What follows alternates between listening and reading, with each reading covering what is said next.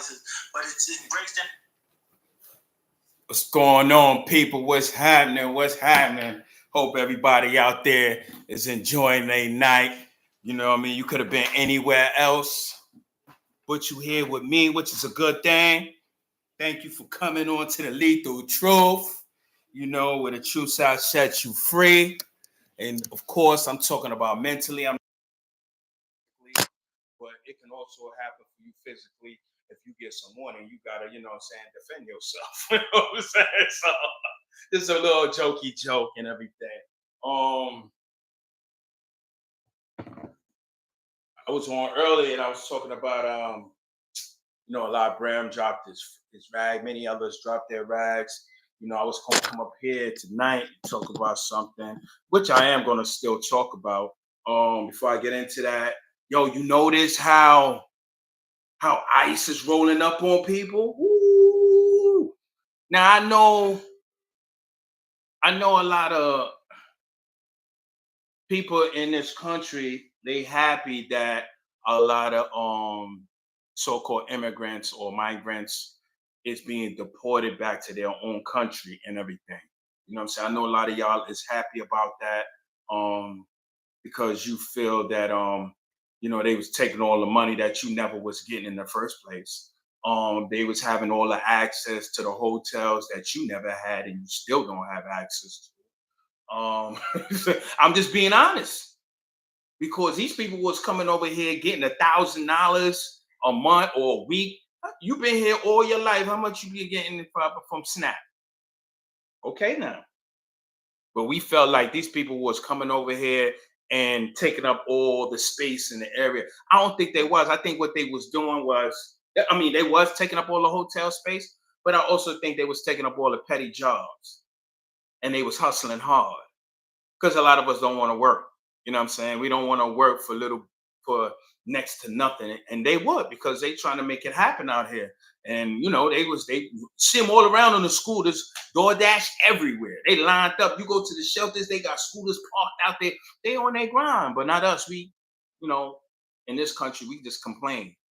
But I'm not happy about them leaving because they're making it seem like they targeting people with criminal activity or some without criminal activity, but they're rolling up on people who've been here for years, for over 10 years, 20 years, already made a life, and now they get rolled up on because they speak broken English, or they still speak West Indian, and the co-workers, them backstabbers and two-faced snakes feel like, oh yeah, I know this person's business, and then they go and call up ICE.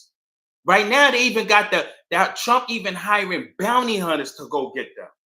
This shit is war. That's what it is. That's war. That's no, we're gonna clean up. No, he declared war to the point where he tried to suspend the 14th Amendment, talking about you're not a citizen if you're born here. What? He must have forgot Kennedy got his head blown off. He must have forgot Reagan got shot. He must have forgot Lincoln got his head blown off. We live in a country that kills presidents. They don't graze presidents.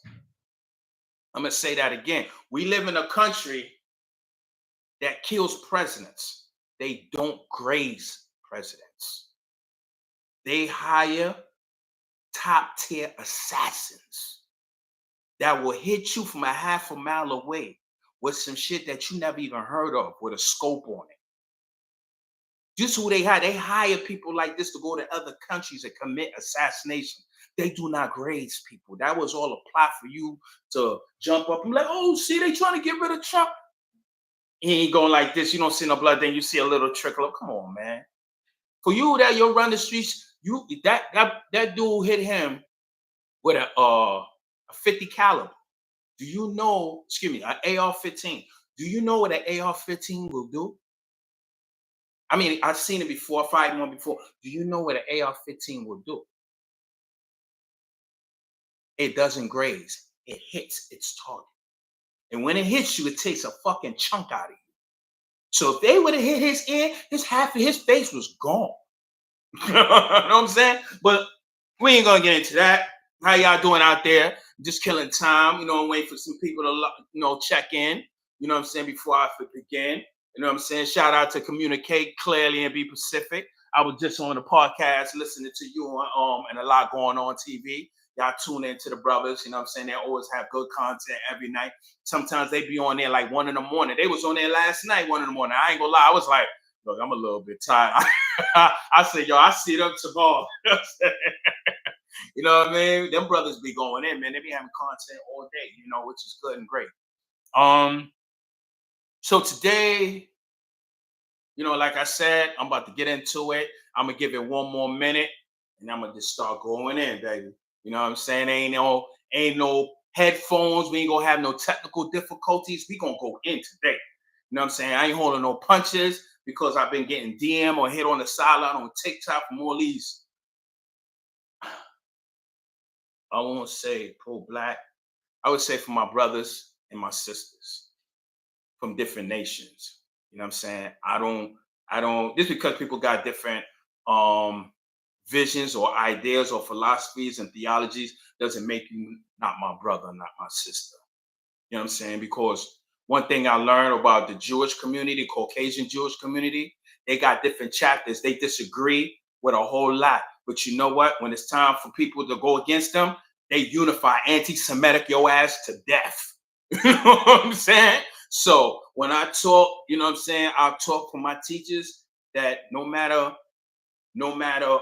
what nation my brothers and sisters may represent, I don't care if you banging, you still my brother and sister because that's how the enemy look at you. That's how they look at us. So you my brother to the end. And then we could argue about who came first in our theology and all that other stuff later on. That's right now, it's important, but it's not the main topic. It's not the number one topic right now. You know what I'm saying? Right now, we fighting Satan. Communicate clearly. What's up? Peace, brother. Peace. Yes, man. Let me go. And yes, RP to Noble Jolly. We definitely gonna talk about the brother. So I'm here to talk about the Moorish Science Temple of America, the Nation of Islam, regular Islam, as you know it, the Orthodox Islam, and Israelites. These are the four nations, or you want to call it religion, that your enemy is scared to death of. I mean, scared to death. I'm talking about to the point where they get ready to assassinate. That's how scared they are. Notice I ain't say Christianity. No disrespect. But they got that in smash. They control that theology. So you really not too much of a threat, but a potential threat. I'm gonna get to where I'm getting to. I'm not knocking nobody's religion.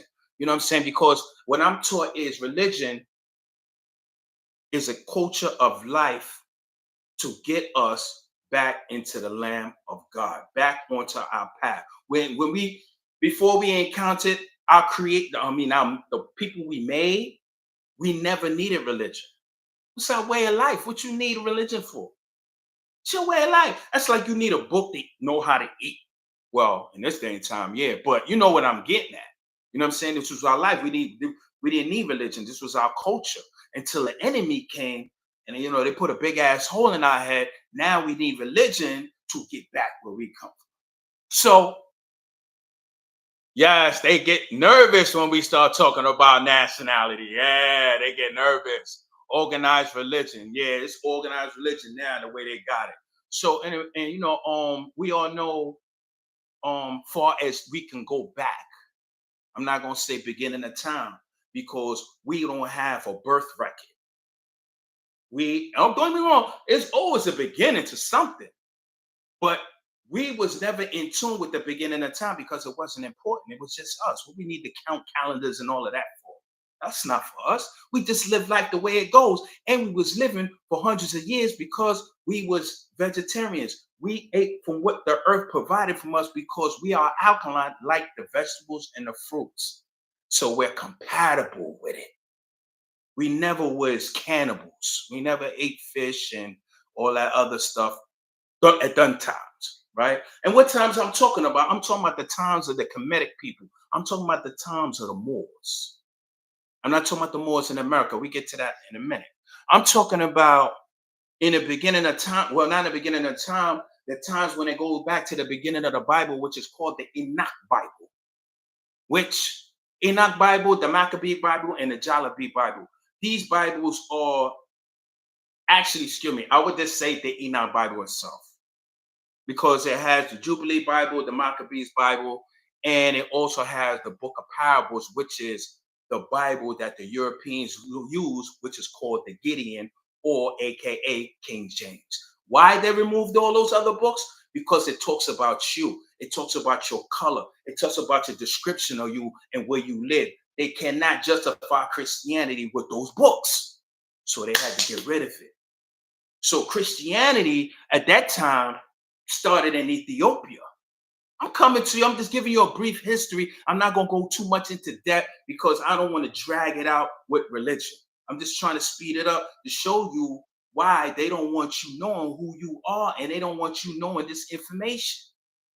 They go way and beyond, but they will never call you a liar. Not the wise. Only the dumb devils, like, dumb blacks and dumb whites, they will call you that. You know what I'm saying? Or should I say, excuse me, I should say dumb devils. Because devil doesn't have a color to it. It's a mentality, it's a behavior. Talk to me nice. You know what I'm saying? So the Enoch Bible, they had it's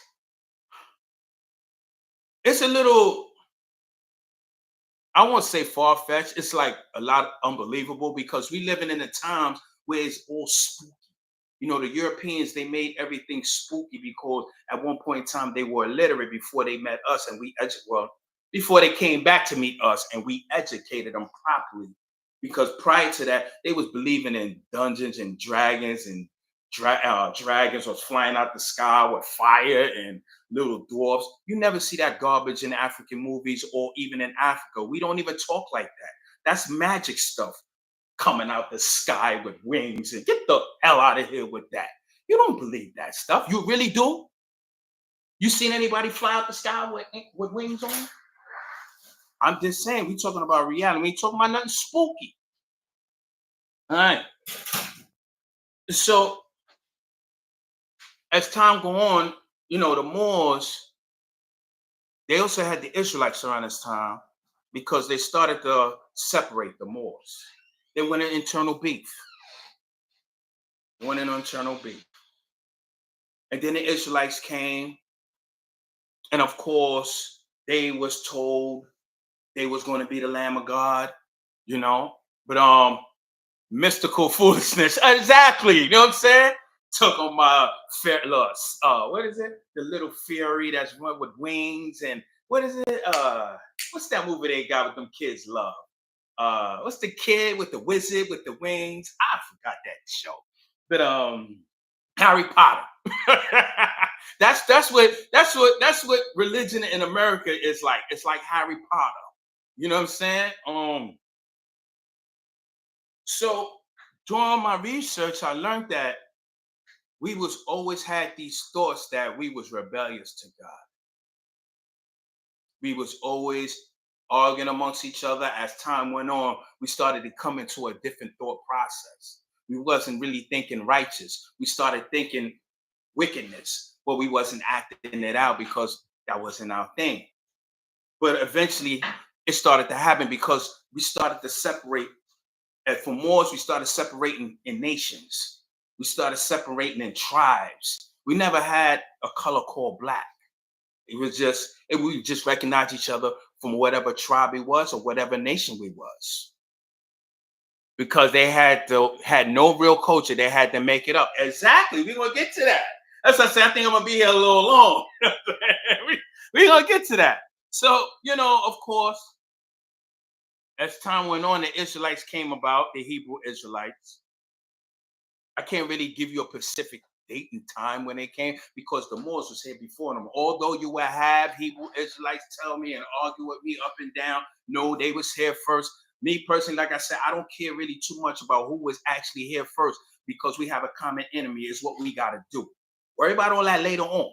You know what I'm saying? But in the books, I come to realize in the Enoch Bible, and definitely when it comes to the Jubilee, the book of Jubilees, which is the book of Moses, God is telling Moses, yo, your people is going disaccording. I could feel their hearts is full of evil. I could hear their thoughts. I could see how they're moving. Now, this is the conversation between God and Moses. I'm not talking about nothing spooky. We're gonna get to something because if you notice, if you read all these books, you will kind of understand that God always sends a messenger. God really never comes personally. I mean, well, in the book of Moses and the Gideon, he came personally, but God always sends a messenger sometimes, or most times. Stop. And these messengers relieve or reveal the scriptures to that prophet or that messenger to take it back to that people. There's always a messenger and a prophet that's always chosen. Don't tell me you woke up one day and you heard some voice in your head and you're a prophet. It doesn't work like that. It doesn't work like that. It don't work like that for no religious sector. Not even the Caucasian Jews. They had somebody come to them. So I don't know how some of these people out here today talking about they woke up and they created something and this how they doing it. It's not gonna work for you. And I can tell because you're not in the history books going against the enemy. That's why it's not working for you. Go down, down, down. Sorry. So now God told Moses in the book of Jubilee that his nations, the 12 tribes of Judah, will be scattered and disintegrated. Now, if you look at today, have you noticed any Hebrew Israelites that came off the boat that says they still have that connection? Do you know any prophet in America that came to them in America to raise them up? I don't know nobody. Anybody that came to them? Anybody? Now we're gonna fast forward because now since slavery, the tribes of Judah is scattered. All those African Hebrew Israelites, they scattered. The only ones I could tell you a little bit more about is the Igbo tribe in Nigeria who are Hebrew Israelites. And they say they the ancient Hebrew Israelites. They speak Hebrew. Igbo means Hebrew. They said, don't get it. They said, don't get me wrong. We know those are our descendants in America that's saying they're Hebrew Israelites because a lot of them and our Muslim brothers and other tribes went over there. So they know. So it's granted, we do have some Hebrew Israelites that is part of the transatlantic slave trade. But none of us really know our history like that. So far as I'm concerned, I could be an Israelite through DNA. I don't know. But hey, I represent Islam. You know what I'm saying? We all from one bloodline that came from a whole tragedy. So picking and choosing where we come from, we're not too much going to find too much of that out because the enemy made sure we didn't find that out. He knocked it out of our heads. We over here talking about we Americans. Ain't nobody arguing about it. So that's what we are. Well, that's what some people want to gravitate now. So around 19, I believe it was 20. If I'm mistaken, could be mistaken. I don't know how he got this information, Noble Drali. But he came and he said that we're Moors. Nobody around this time in America heard of this. Nobody heard of this. I said, Moors, what the hell is that? Moors mean black. Moors mean Muslim. This is what he was saying. This is what he was teaching them. You understand? And people started to become resurrected. He started to tell them, yo, we're the Asiatic people. We're the Asiatic black man and woman. We are Muslims. I'm not talking about Asian Muslims, the Arabs you see in a corner store. I'm not talking about those people. Those are Caucasians. Okay? We're going to get to all of that in a minute because I'm going to get to y'all right here in America, but I want to give you a blueprint because I want to show you why they go so hard on trying to remove us from this religion or these religions and keep us in the European aspect of Christianity. A religion that gives you no damn energy. It'll make you dance. But as soon as you leave the church, you be a fool, just like you came in a fool. And this is no disrespect. So Noble Drew Ali decided to start the Moorish Science Temple uh, of America, Moorish Science Temple. He told his brothers and sisters that they were Muslims. And people said he was the prophet. I don't know. I don't know what make him a prophet, to be honest. Um, because I know, far as in Islam, they said Prophet Muhammad is the last prophet. It says it in writing. It says it in writing. And I'm not talking about no Arab Prophet Muhammad. I'm talking about the blue black Prophet Muhammad. Oh, we gonna get to it, baby. Oh yeah, the same thing they did to Christianity to us over there. They did to Islam too. Yeah, that ain't their religion. They came later on and took it from us and put us in slavery. You know what I'm saying? Moorish descend specifically from the American Empire. That's right, because Noble Drew Ali said we're from the American section of that country. I mean, of that map, of that continent, and of that continent, they have what is called Asiatic people. White people call them Afro-Asiatic. I want to show you something. I really want to show you something.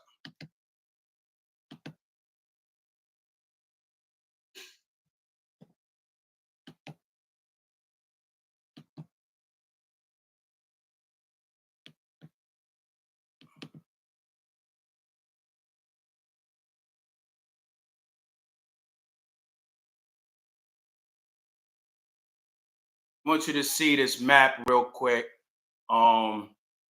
It's a map of where the Asiatic people resides. See, this is where Noble Drew Ali and a lot of other brothers got their information from. You know what I'm saying? Now, as you can see on the map, you see the Semitic, the Armatic, the Cushionite, the Chadics, and the Berber. The Afro-Asiatic languages. Look at the countries. Algeria. See why a lot of the Panthers ran to Algeria? Hold up, y'all see it up there? Because I'm trying to see.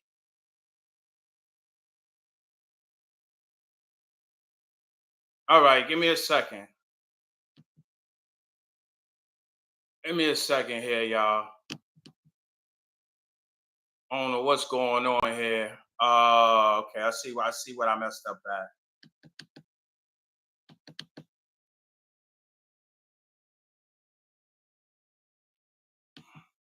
To get up there now. If not, I might have to go on my phone. But it's best for me to actually show it. There you go.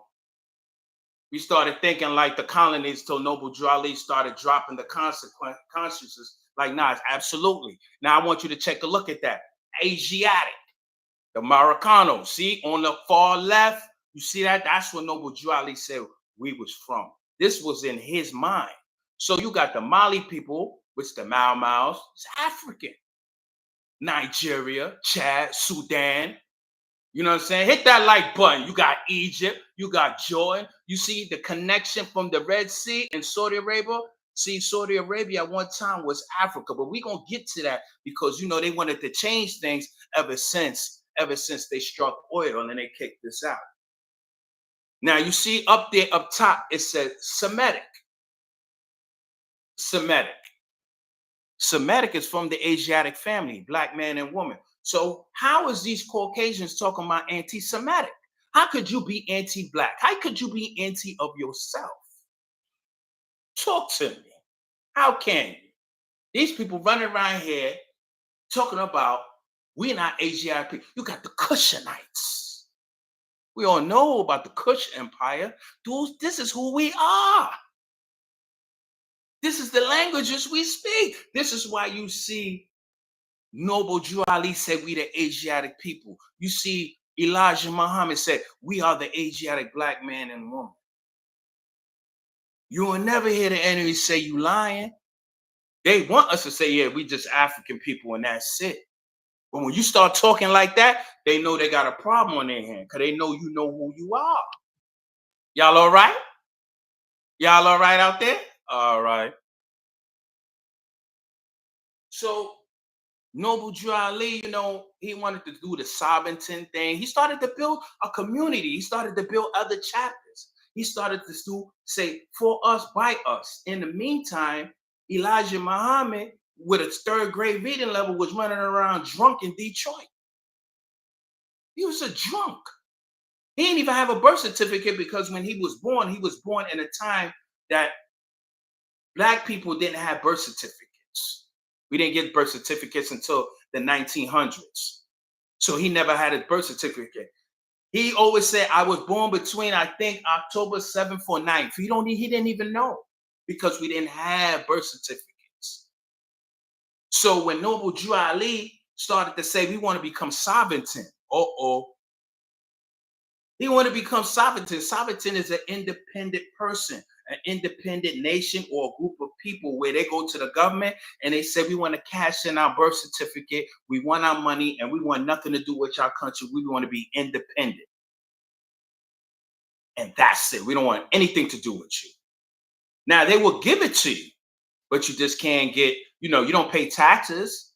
You get your job, you get all your money. You don't pay taxes, but you don't have no health insurance. You don't have no life insurance. You independent, baby. There's no credit cards for you. See, when you start talking independent, this is what you want to, this is what you got to go through. And even though the Moors decided in this country to do that, they still catch hell for it. Because I see, go on TikTok, you go see people with sovereignty. You see them pull the Moors over, they have their red fez. We're going to get into that. And they say license and registration. And this is what you hear. I'm a sovereign. From the Moor Science Temple of America. I'm not showing you nothing. You don't have to show your ID. You don't have to answer no questions. You don't have to get out the car. You got diplomatic immunity. I mean, if you catch a crime there, of course they gonna lock your ass up.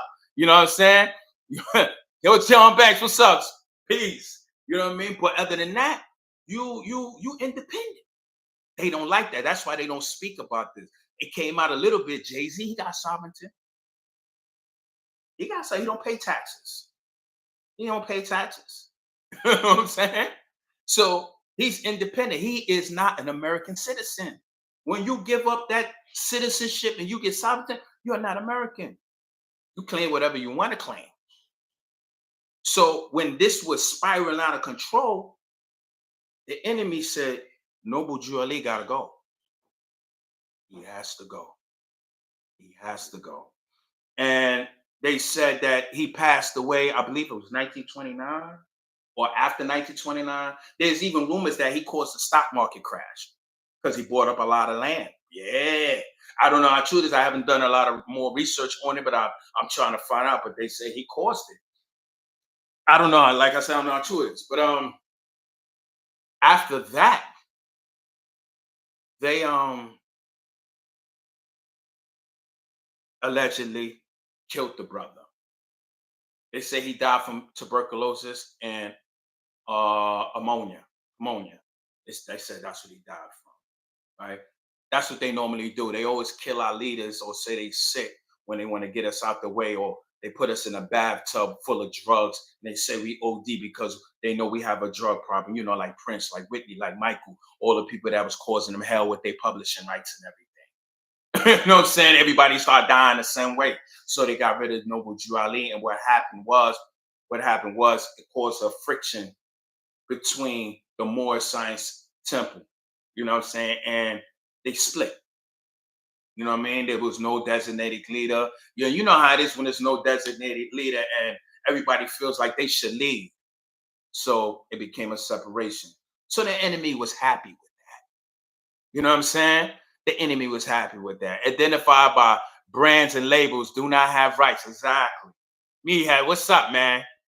You know what I mean? So of course, after 1921, a lot of people would like to say because Muslims was banned, they couldn't come here because they was already at war with Europeans. So they couldn't come in. Now I seen pictures of some black Muslims that snuck over here because coming from Africa, they think you're just a regular black person, but a lot of them came with Islam. And we're gonna get to Islam in a minute since we're gonna get into the Nation of Islam. And so it was more easy for black people to sneak over here representing Islam. You know what I'm saying? But they was representing a European aspect of Islam because the Europeans and Islam, they took over Islam in in the East. They took it over because it was always racism towards us when Islam started. Don't let them fool you and tell my brother when Prophet Muhammad came, we was all. That's a goddamn lie. That's a lie. They drove Prophet Muhammad crazy. We gonna get into it.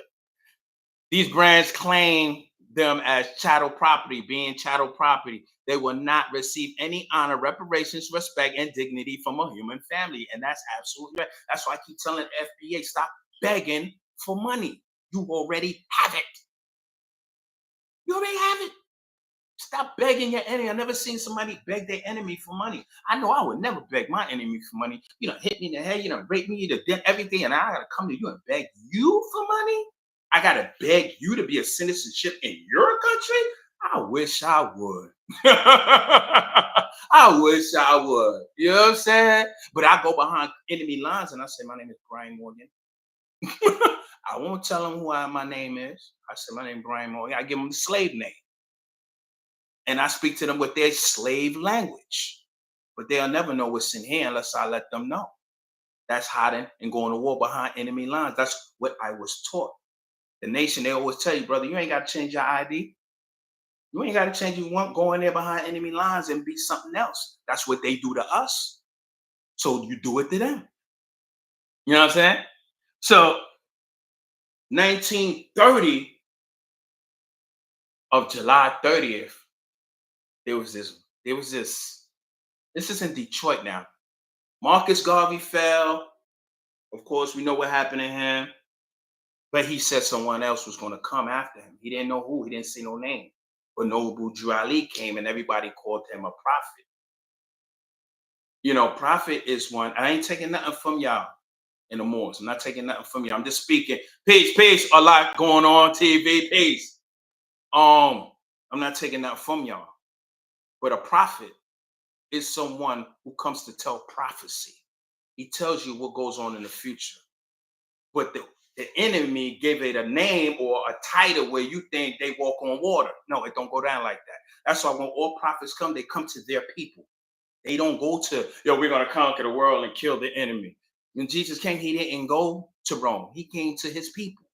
When beefs sparked up and it was time for Jesus to go, his people got rid of him. It wasn't Rome. Rome wanted to let him go. So you get where I'm coming from with prophets. So if Noble Drew Ali was a prophet, what was the prophecy that he gave? I just want to know. I don't take nothing from him because God put him in a position to level us up at that time. See what I'm saying? So we could call that the Navy right there. In 1930, we had the military coming up. Farad Muhammad, this fair-skinned white guy. He looked white, but he was so fair-skinned back then. If you was high yellow, you was white. And he said he sat around and watched us for 30 years. This is what he telling Elijah. I wasn't there. But you got pictures of him there, so he was there. Elijah didn't get this type of knowledge. It had to be somewhat, to me, authentic because this type of teachings and knowledge made a Farrakhan. This type of knowledge and teachings raised Malcolm X. And it got the enemy in crazy.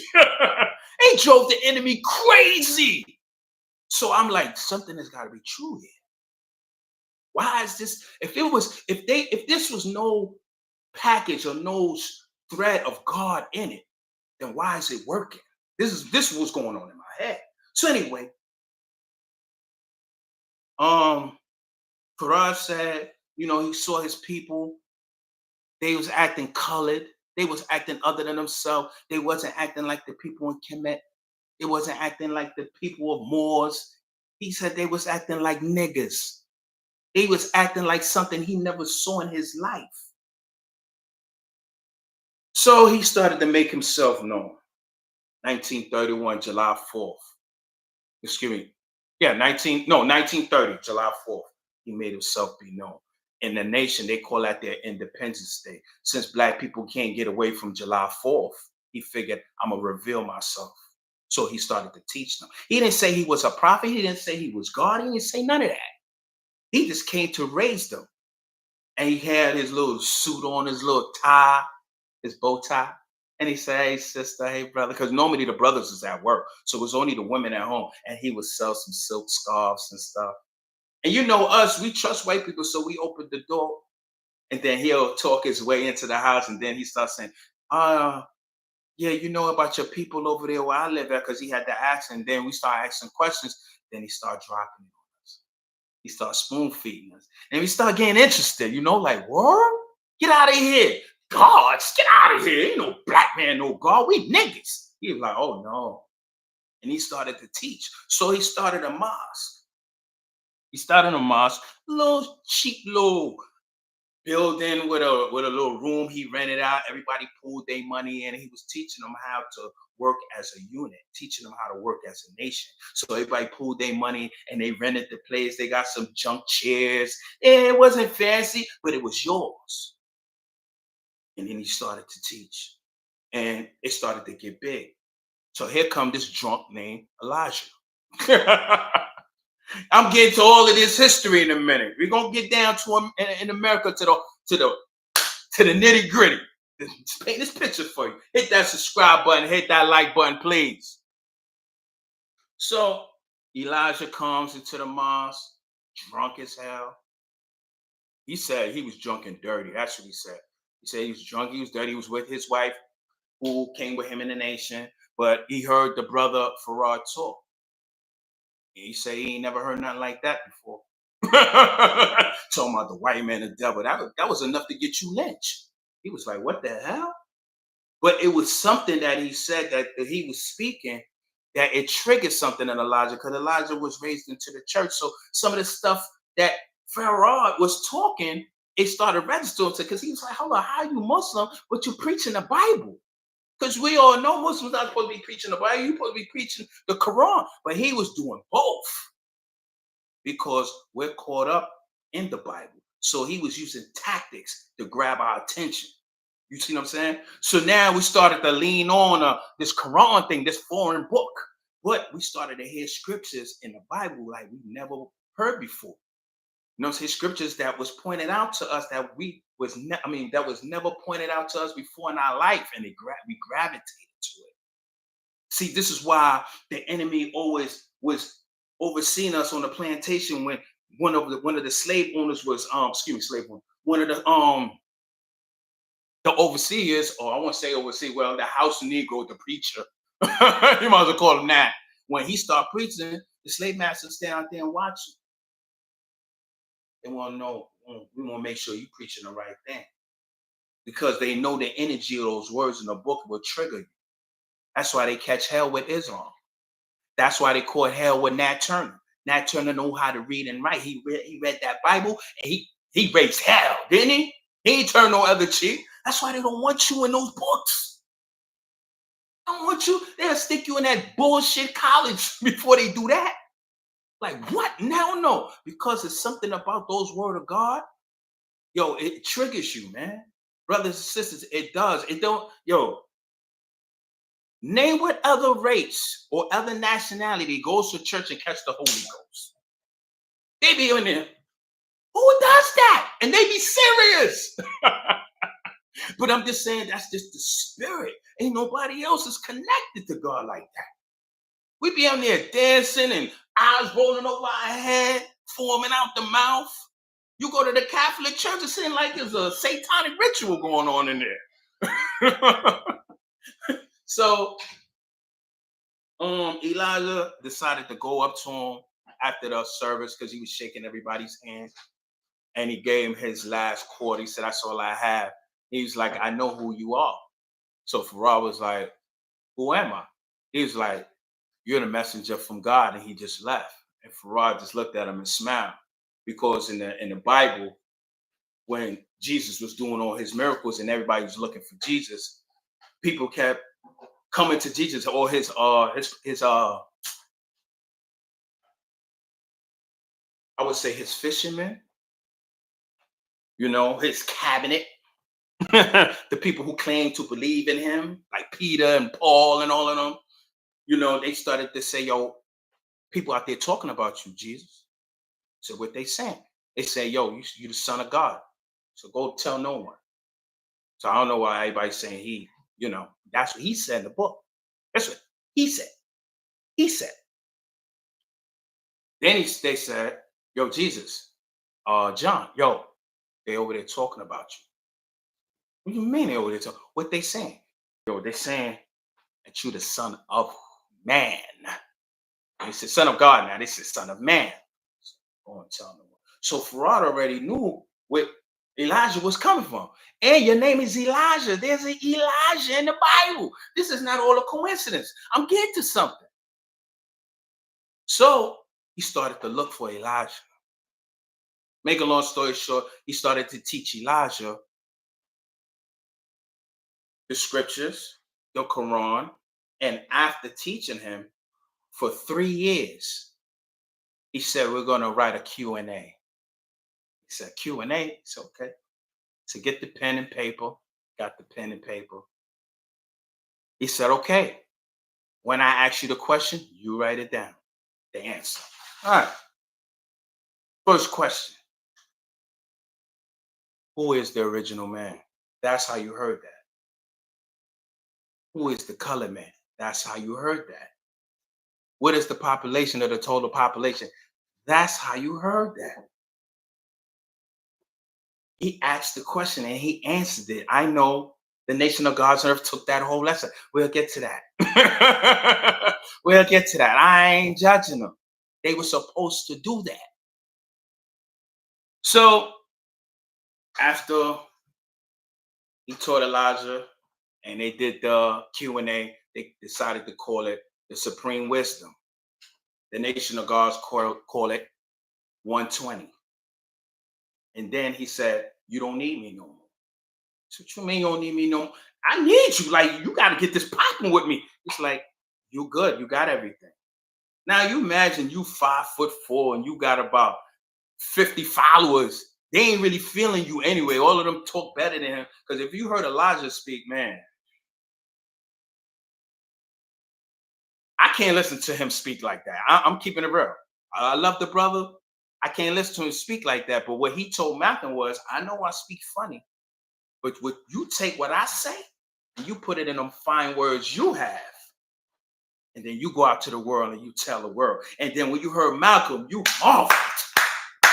See what I'm saying? When you hear Farrakhan, you marvel, baby. When you hear brothers from the nation of God's earth, yo, the supreme wisdom disciple, who do you think that came from? You marvel.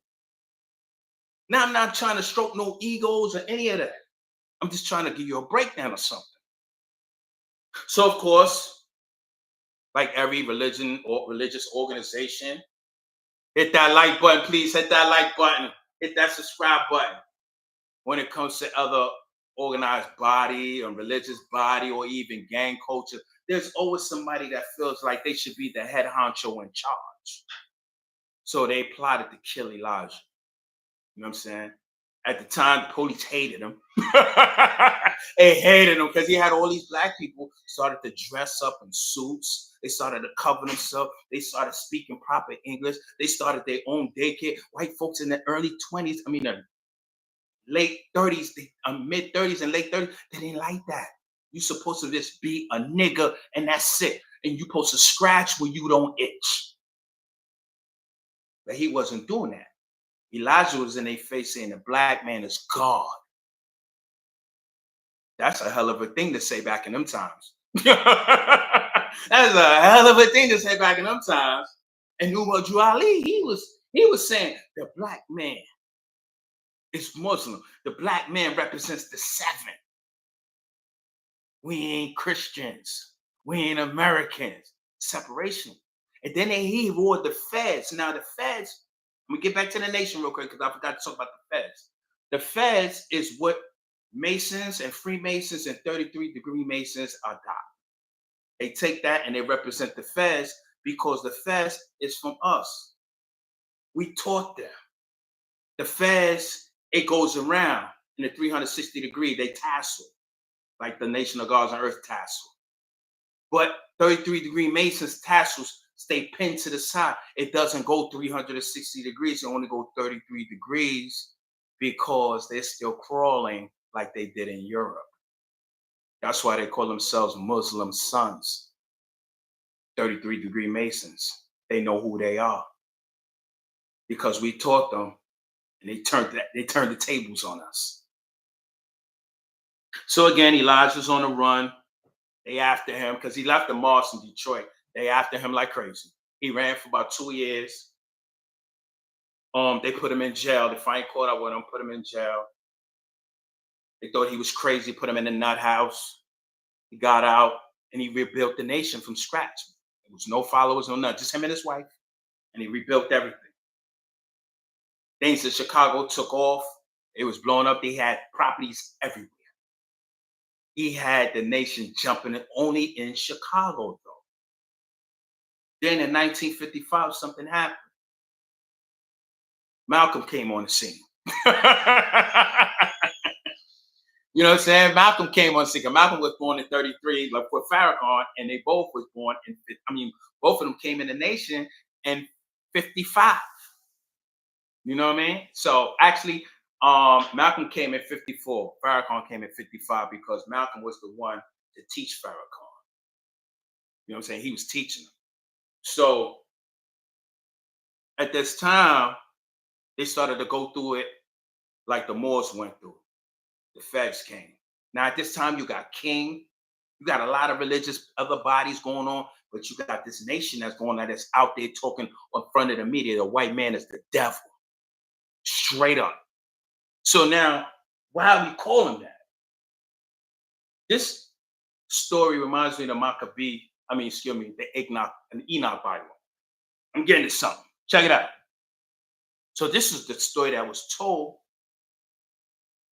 to Elijah Muhammad, who told this to us and a few of the followers who knew Farad at that time. This is what Farad said. And then I'm going to go to the Enoch Bible. Yo, I can't make this up. So he said that I'm a 25th scientist. Something like, when I first hearing that's like scientist, I'm thinking European, white coats in the lab, whatever, that dumb stuff. So he's like, our people knew after 25,000 years, we have to come and get you. But we didn't know who y'all was. So who you know? The ones that's speaking about in the Bible, the ones that's supposed to lead us back, but we didn't know where to find you. You was all in Trinidad. You was all in the Caribbeans. You was all in Americas. We didn't know which one because y'all all was in bad shape.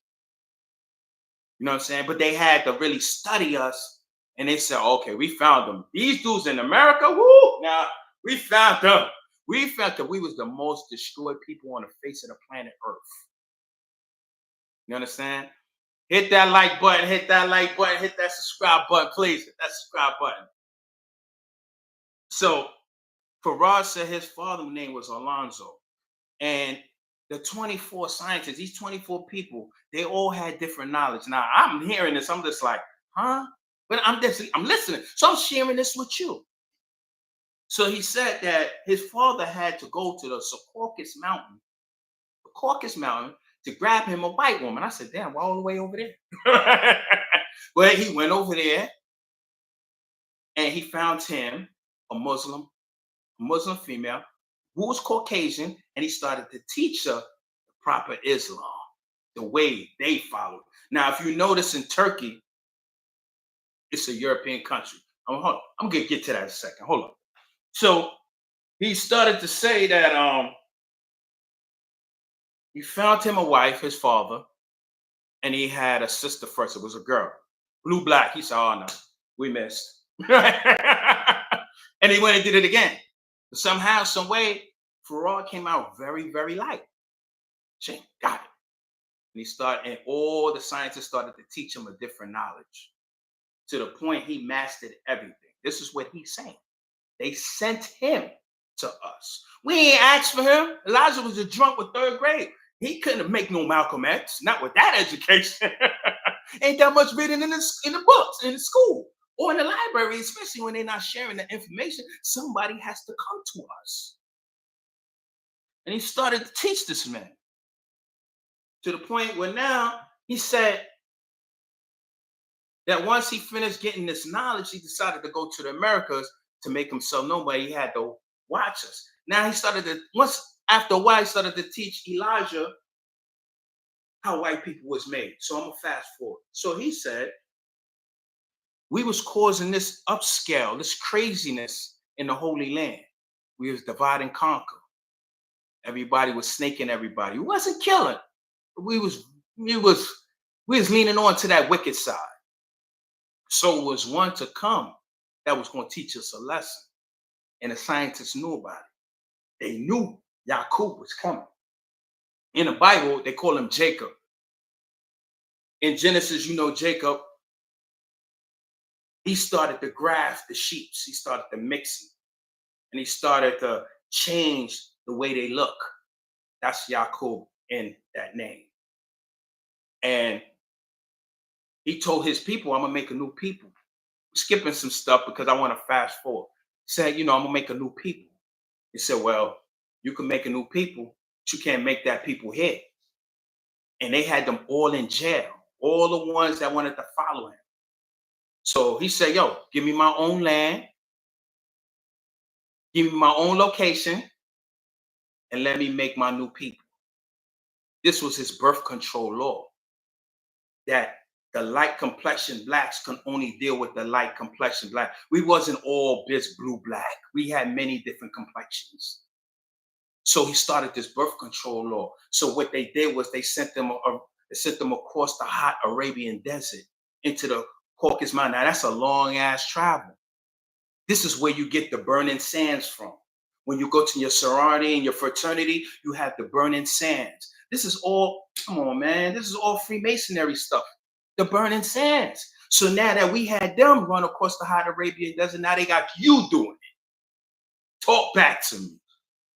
Now, these were all black people were doing it, but their minds was transforming to be Caucasians. So when they went into the hillsides of Europe with Islam, they started the grafting process. And here comes white people 6,000 years later.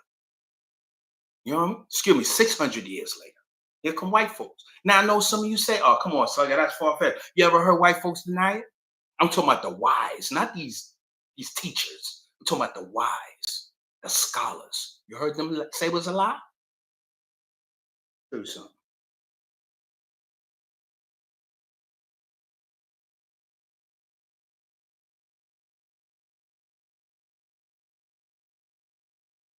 Same race. Now, people, you are all members of the same race, the human race, which started with black women between 300,000. The black women go crazy. You don't like it, but all you are is faded blacks. That's the way it is. Every one of you, if you trace your DNA back far enough, you're going to find that some of your DNA came from Africa, because we all have the same ancestor back there. Now, you heard that. This is from the white woman. They don't like her because she always speaks the truth, right? Now, when I heard this, I was like, oh, okay, cool. Now I get into the Enoch Bible. Now, in the Enoch Bible, they said that, yeah, she keeps it funky. They're going at her right now because she said black people shouldn't get reparations. And I agree with her, and then I disagree with her in some ways, and I'll get to that. But in the Enoch Bible, they said there was 200 angels that's overlooking the universe, right? Spooky, overlooking the universe. And then they wanted to integrate with the humans on Earth, so they was cast down. And then they started to make these new human beings, right? And these new human beings was like giants, so they say, right? Giants because they was part angel and part human, but they was causing an uproar in the Holy Land in Kemet. So what they did was the king and the Kemet, they jailed all of these half angels into a jail and then forced them out of the Holy Land. Don't this shit sound familiar to you? You know what I'm saying? So back to Russia. So, like I said, in Europe, in Turkey, it's between Georgia, Russia, and Armenia. Okay, this is Europe. This is in the mountains, and this is where they migrated to, and they made this white man out of this cold climate because they only have winter for 2 months. And inside the caves, it's about 30 degrees, man.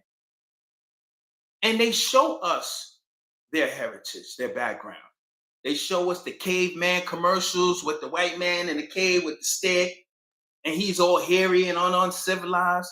They even got it where they show they crawling on all fours. They eat their meat raw.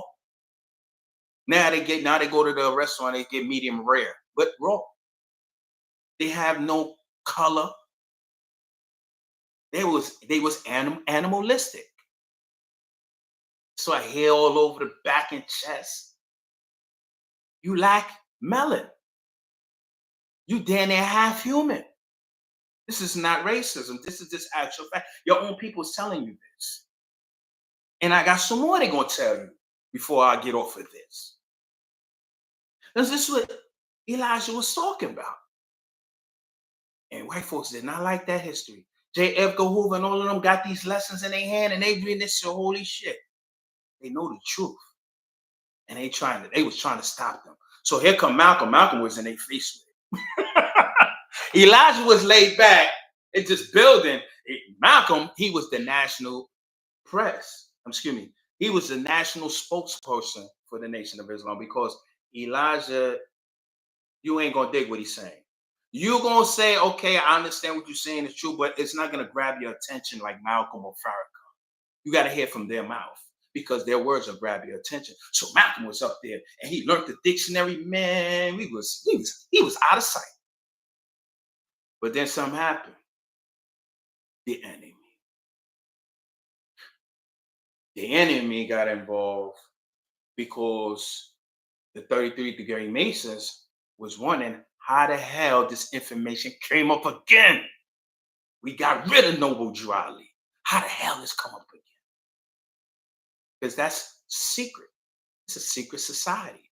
How did this information come? We already removed this information from it. Now, around this time as well, Master Farad Muhammad, he didn't let regular Muslims teach us over here Islam. He locked the doors and told them to get out. Because he's from Saudi Arabia, he knew what they was about. Because Prophet Muhammad was a blue black man in Saudi Arabia and got revelations in the cave. They want you to believe he looks like them. No. Because Saudi Arabia was Africa in that time. And when the Knights Templar, y'all heard about them, right? The Knights Templar who adopted to Christianity, not the Ethiopian Christianity, because they was following the Roman Christianity. See, they wanted to eat pork and all that stuff. You understand? So they didn't want Prophet Muhammad trying to start no Islam in Saudi Arabia. So they chased him out of Saudi Arabia and he migrated to Ethiopia first before he went to Mecca. And when he went to Ethiopia, they chased him to Ethiopia, into Ethiopia. And when they captured him at the castle in the Ethiopian kingdom, of course, well, not captured him, but they ran up in there or tried to run up in there. Them Ethiopians, they stopped them. That was a kingdom over there at that time. We talking about the Mali Empire and all that. We wasn't going over there taking nobody. But they said, well, listen, we want to know what this man talking about. He's saying some God came to him, Allah, because Allah in Arabic means God. Well, in English, excuse me. So they wanted to know what he knew. They said, listen, we only pray to one God, no symbols, no nothing. Ethiopia said, okay, we do that too. No, we don't have no Jesus as God. We do that too. He said, we pay the poor rate, we pay for the kitty. He said, yo, we do that too. He said, well, we fast. We fast too. We fast too. And we don't eat pork. He said, we don't eat pork either. They told the Knights Templar to get up out of there or it's going to get funky. And they left. And this is how Islam got populated in Africa. It didn't start in Saudi Arabia and it came all. Well, no, it did start in Saudi Arabia. Don't make it seem like it got blown out of proportion in Saudi Arabia and then we found it in Africa. No. It started where it populated more in Africa. And then it spilled back into it spilled back into Saudi Arabia because he went back. And when he went back with an army. And of course, he had to leave again. And he went to, I believe it was Mecca. And I believe it was Mecca. I believe it was Mecca, excuse me. And during that time, he was fighting the Knights Templar. And of course, it was kind of hard for them to win that war because they was all clean shaven. This is how the beard started because Prophet Muhammad said, yo, listen, we all gonna wear beards. This is how we gonna tell each other apart. That's how the beard started. So don't let them tell you, oh, this is a religious thing. Ah, shut up. It was an art of war thing. This is no religious thing. So at that time, the Bilal comes from Ethiopia because he kept hearing about this guy, Prophet Muhammad, and he kept saying the one, which is one God. This is how Bilal become right hand man of Prophet Muhammad. He started the Adhan, and they were so racist towards Bilal, they didn't want him around. They didn't want him around Prophet. They was like, nah, man, he's a nigga. Prophet, like, you know, well, he ain't saying nigga, but he's black. But Prophet's like, I'm black too. What the hell you talking about?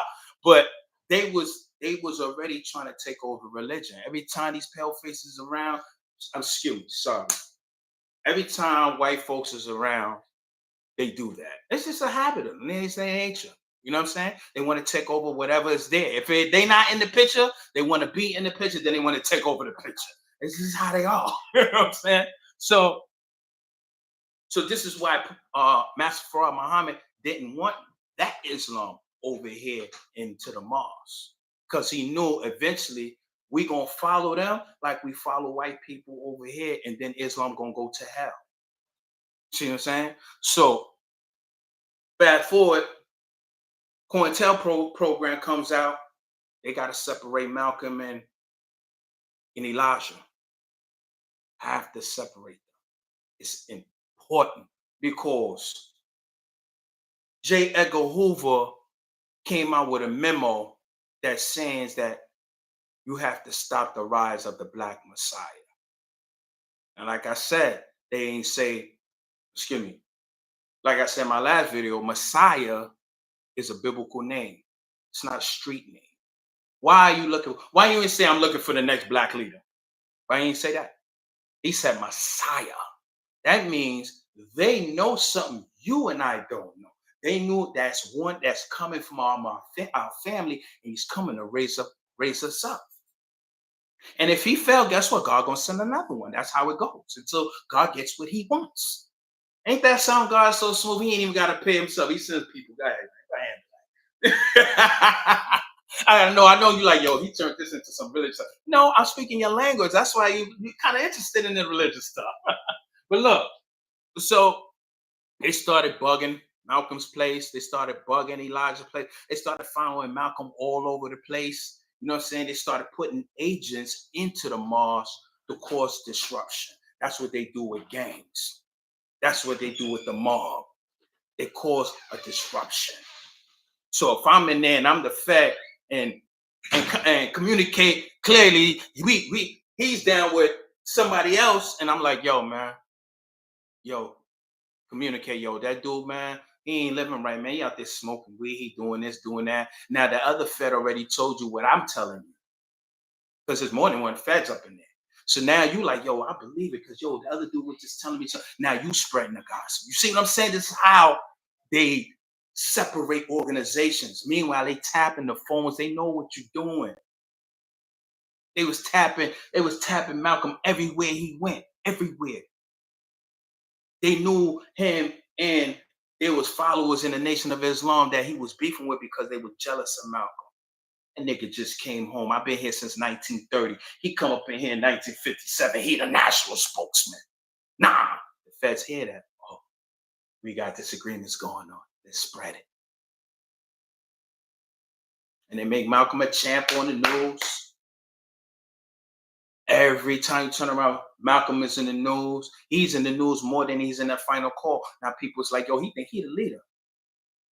See what I'm saying? They winning. So now we at odds. Now I know some of you probably saying, Oh, wait a minute, wait a minute. I just heard him say that he had to find a white female to make a wait, he made her Muslim? Yes, there always been white people in Islam. Yes. Well, before Malcolm was born, it's in Turkey. Their crescent is backwards, and our crescent is the opposite way. Why is it backwards? Because you're not the original people. They're Europeans. They're European Muslims. And Russia, remember I told you, it's by Russia. If you go to Russia, the Chechen Russians, they're all Muslims. This is in Russia. Russia, Europe. Okay. So Malcolm goes to make his pilgrimage, and they follow him all around, you know. And you see it in the movie.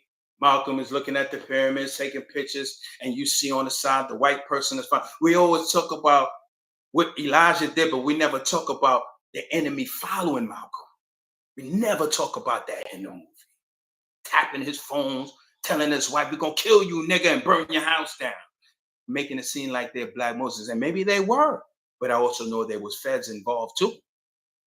You understand what I'm saying? Because I said maybe they were because you have to understand there was people that really loved Elijah, man, that would really die for him. And what Malcolm did, okay, I know probably y'all saying, nah, come on, man, the underage. You get into it. So Malcolm, at the time of his pilgrimage, second time, yeah, I said second time because Malcolm already made pilgrimage the first time. When you saw in the movie, that was his second pilgrimage. And he knew what y'all didn't know. So he said, "Oh, I was over there eating food with white people. Oh my God." And you believe that. You know what I'm saying? Father Allah took the set, nation of gods and earth. Yeah, I'm getting to it, baby. Excuse me. Not baby, but I'm getting to it, brother. I'm getting to it. You know what I'm saying? So um Malcolm at that time was supposed to marry a female prior to his first pilgrimage named Evelyn Muhammad in Detroit.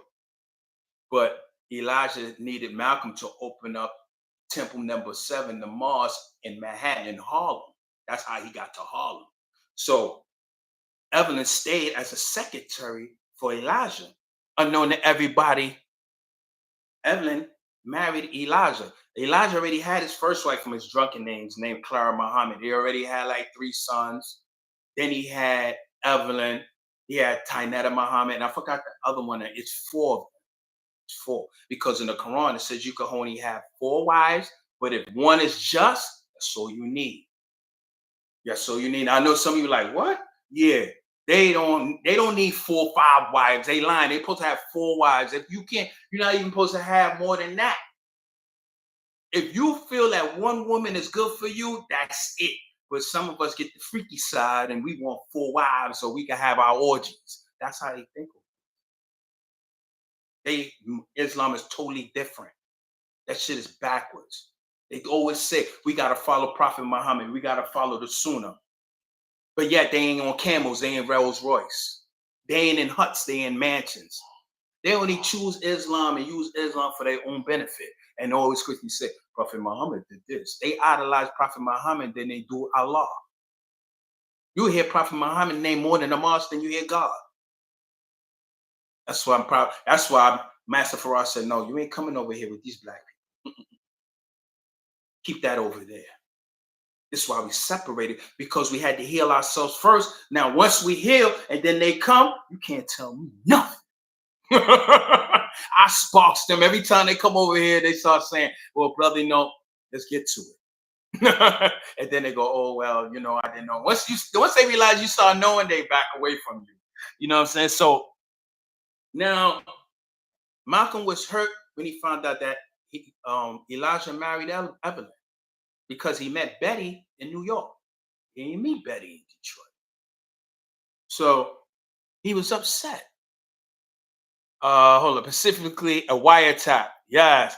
Like COINTELPRO was the FBI idiomatic shorthand for telephone surveillance. Agents were sent out to evaluate and feasibly of a tap. That's absolutely right. That's absolutely right. They whole motto was called, yo, I ain't gonna lie, they was very busy, the FBI, because they was attacking the civil rights movement. They was attacking the Nation of Islam. They was attacking some of the Moors. They still have some of the Moors around. They was attacking them. No, not Israelites. You wasn't on the map. I'm sorry, no disrespect. You're just not in the books when it comes to fighting oppression in American history. Maybe you are, and I don't know. Enlighten me, and I'll do some research. But as far as the research that I've been doing, you're not there. You know what I'm saying? The chosen people they got scattered everywhere. You know what I'm saying? We'll get to that. So Malcolm married Betty, and then at the time Malcolm was going through what he was going through, Mohammedanism. Yeah, they practice Mohammedanism. You're absolutely right. They worship Prophet Muhammad. Like everything is Prophet Muhammad. Yo, you have to eat with no spoon. Prophet Muhammad ate like this. Listen, I live in the West. I don't live back then in 7 AD and all that stuff. Where I'm at, the black man or woman created something called the fork and spoon. That's what I use. I do not use my hand.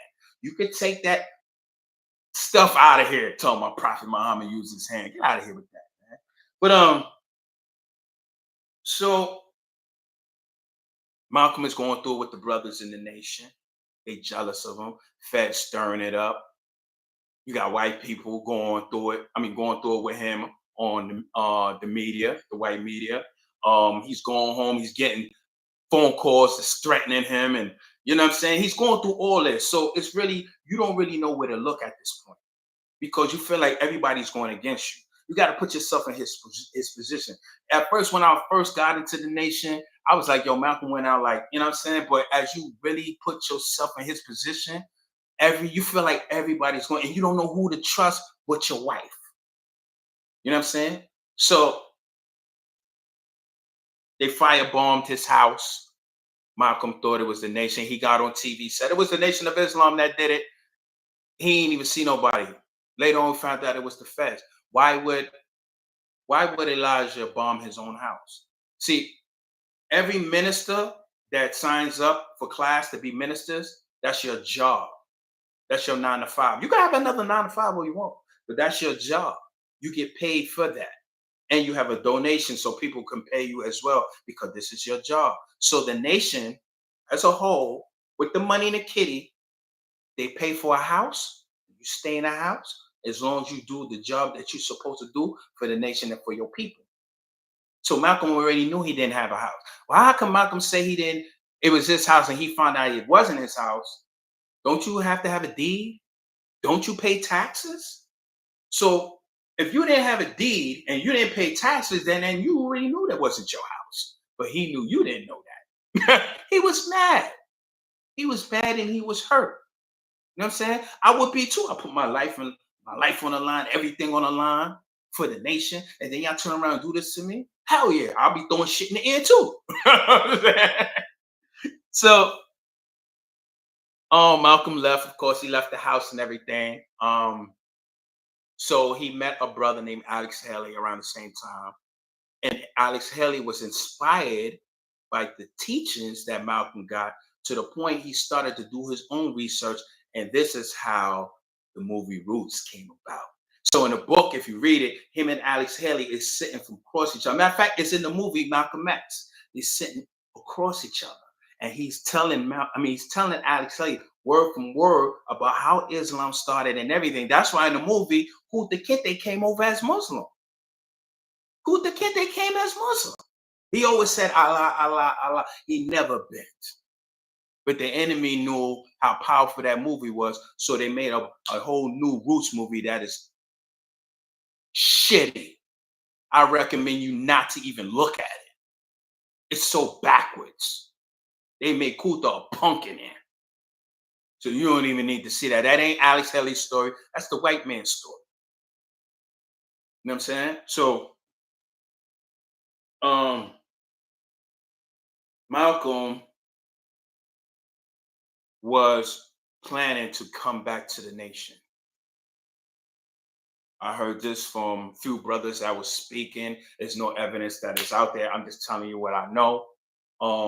Because he realized that he made some mistakes. And I know, hold up, before let me get into this. a lot of you might think that Elijah was dating underage girls and everything.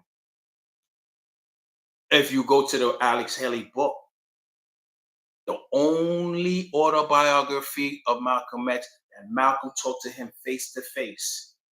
Even though towards the end of the book, even Alex Haley, when he told him, he said, I could see Malcolm is just bitter. You can read it. But he loved the nation, but he's bitter. I would be too. Malcolm said, yes, Elijah Muhammad had several wives. He was womanized. That's what he said. He said, but according to the sister that I have, because he had in the office, it's in the book, he said the sister said they got married. And they asked him, how old is he woman? He said they're in their 20s. So when I seen that, put the book down. I said, but you said it was underage. Then they was saying it was over 20 underage women. I'm like, okay, we in 2014, where they at? You cannot keep this quiet this long. It's impossible. Where they at? Where all these kids that he made, where they at? I know all the children and the wives that he married is in the nation, and all the children and the grandchildren and the great-great-grandchildren, they're all in the nation, because Farrakhan family married into Elijah family. So all these women that Elijah, the 4 women that Elijah married, his children married into Farrakhan children. Why? Because scientific is something with your DNA that got you talking like that, that got Malcolm talking like that, that got Elijah talking like that. So let's blend these bloodlines together. That's what we used to do back in the ancient days. Royalty married into royalty because it's something with your bloodline. But we don't know this. We make our leaders by accident in the backseat of a car. You don't know the science behind it. You don't believe me? Look at the white people. They're doing that right now. Royalty marry into royalty.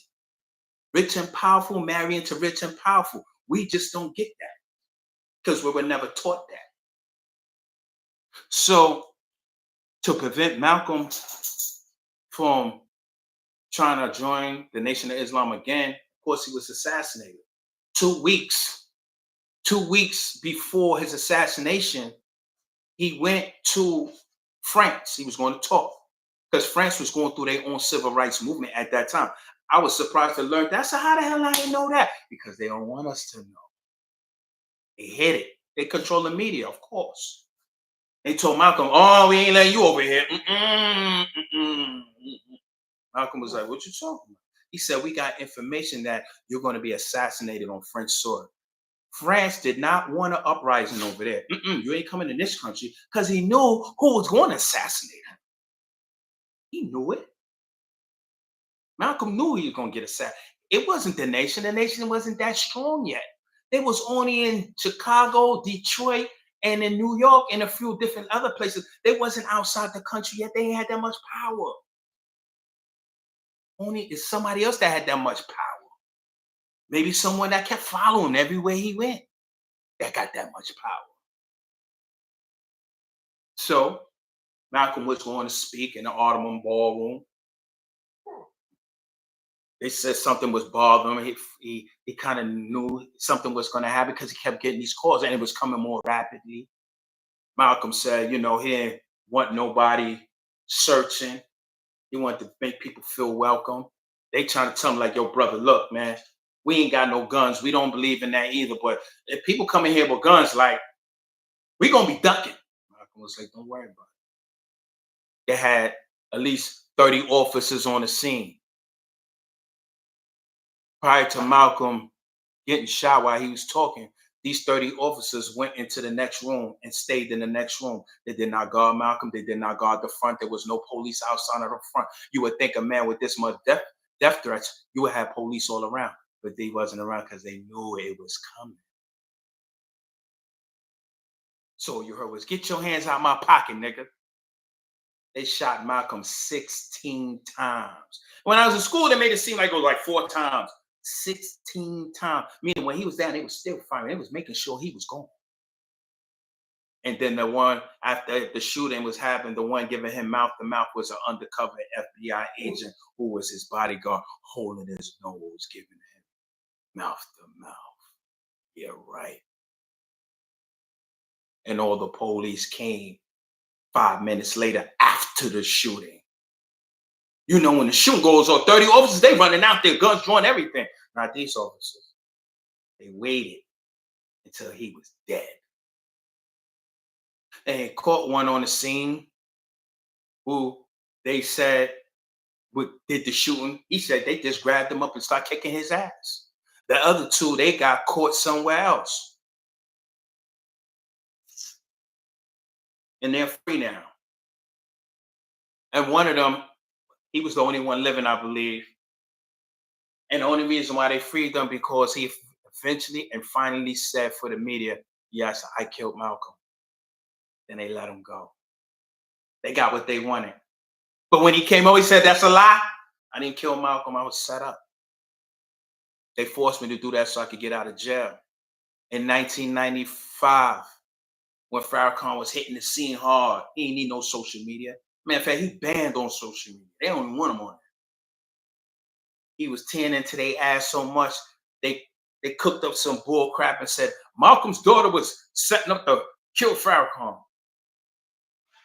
Really? You remember that, right? When they locked her up? Elijah Shabazz. He named her after Elijah. He said, "Oh yeah, she was gonna kill Farrakhan," and Farrakhan said, "Nah, that's a lie." They bailed her out and gave her a lawyer, and they didn't like that. They said, "Damn, she was the nation. This ain't looking right." That rumor went away. You know what I'm saying? Lord, let me get to the comments real quick. You know what always puzzled me? How could Farrakhan believe in the Nation of Islam and also take his shadow across seas? Who is his shadow? That would be like double dipping. Well, who is his shadow? I want to know who the shadow is. Who's his shadow? Let me know, because I'm not active in the nation. So I don't really know too much. I know the teachings though, but I'm just not gonna bring my tardiness in there so people gonna be like, see, that's all mess with the nation. Look at, he got a blunt in his mouth. Nah, I ain't cut out like that. When I'm ready to be 100, then I'm gonna be 100. I ain't gonna do no half dipping shit. But I still do my prayers. May not often, but I do them. I still read, still do my righteousness, and I'm still doing the work. I'm still sending a message out. But I want to know what you're talking about, man. Communication. You know what always puzzles me? How could Farrakhan believe in the Nation of Islam and also take his shadow across sea? I want to know what you mean. I want to know what you mean. And far as like the Nation of Islam, remember I told you the name is the Lost Fam, Nation of Islam in the West. But they cut it short.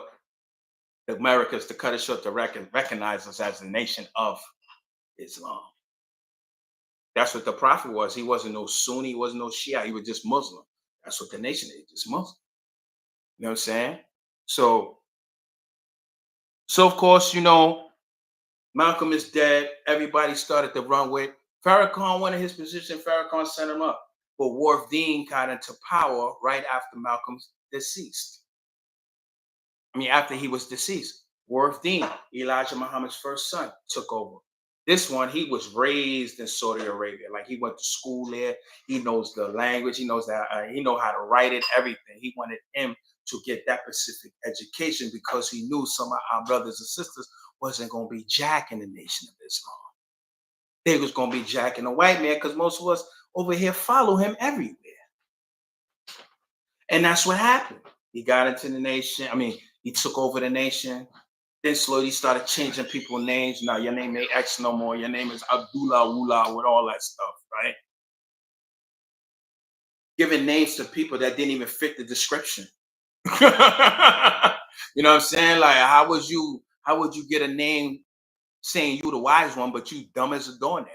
No, you don't get your name like that. Your characteristics have to fit your name. That's why they called them X first. And then after a while, your characteristics have to fit your name. Your ways and actions, your behavior have to fit your name. You can't get a name talking about you're a warrior, you punk as hell. You know what I'm saying?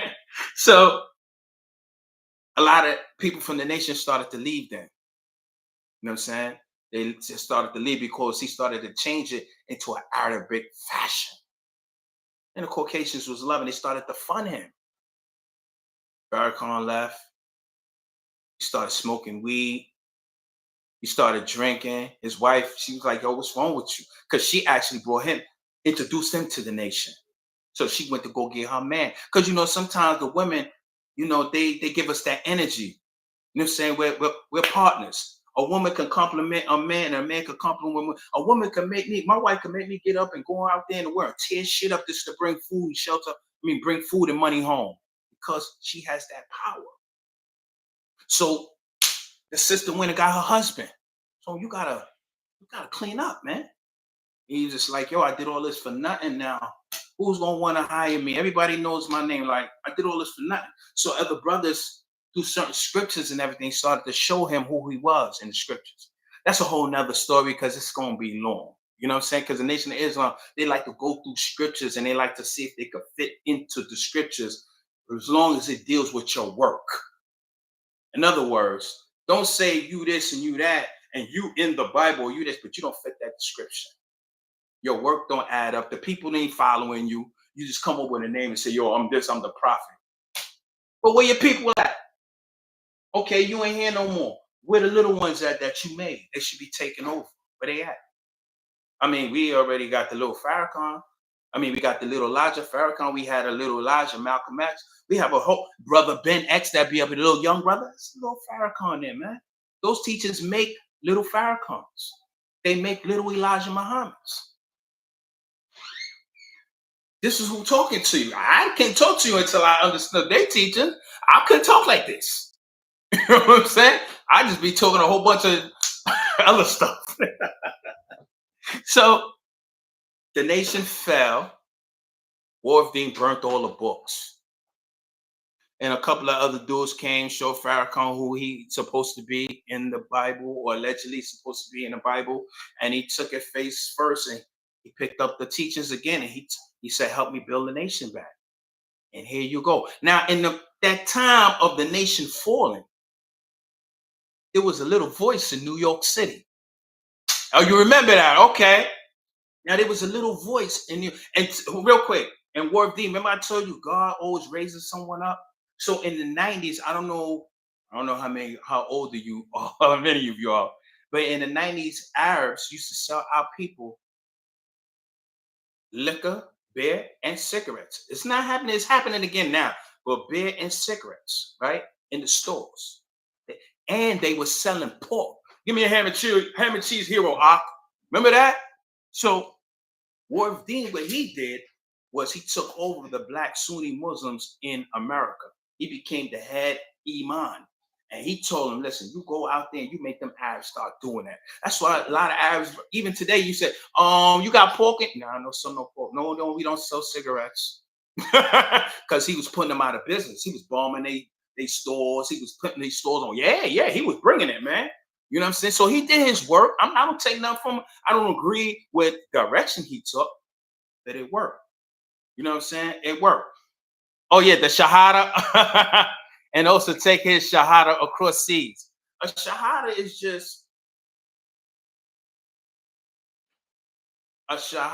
is really just one that's just saying they bear witness that there's no God but one God, and that God is Allah. You know what I'm saying?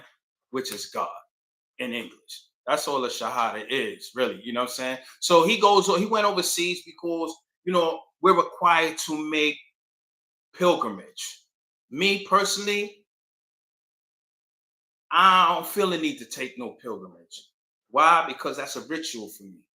And the minister, he went there and he said when he went, he said he'll never make a pilgrimage again, because he said when he went to kiss the stone that everybody kissed that the prophet made in this big building, it was all corroded with spit and snot. He said, hell no.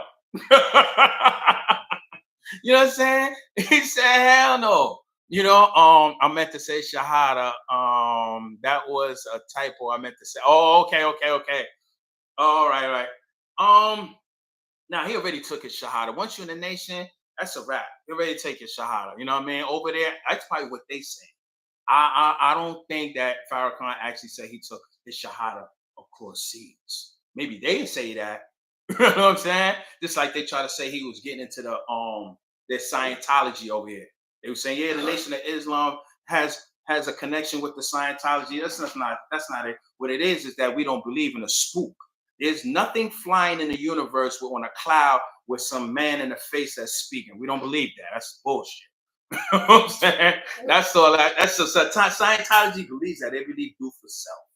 You know. So as I was saying, there was a little voice in New York City that was going on. You know what I'm saying? So as far as right now, the feds feel happy that the nation is gone. The teachers is gone. Self-improvement is gone for Black people. Doing for self is gone. Now, War of D made it where we want to be Black adults. So now we left one former slave master in the church to go find another former slave master in the mosque. Now they got us selling oils and chew sticks and incense in the streets, and they collect. You see what I'm saying? Because this was what's going on. But it was a brother that left the Nation of Islam, name of Clarence 13X Smith, Clarence Smith. And I'm not going to get into what he felt or how he felt, because it's going to be, we're going to agree to disagree. You know what I'm saying?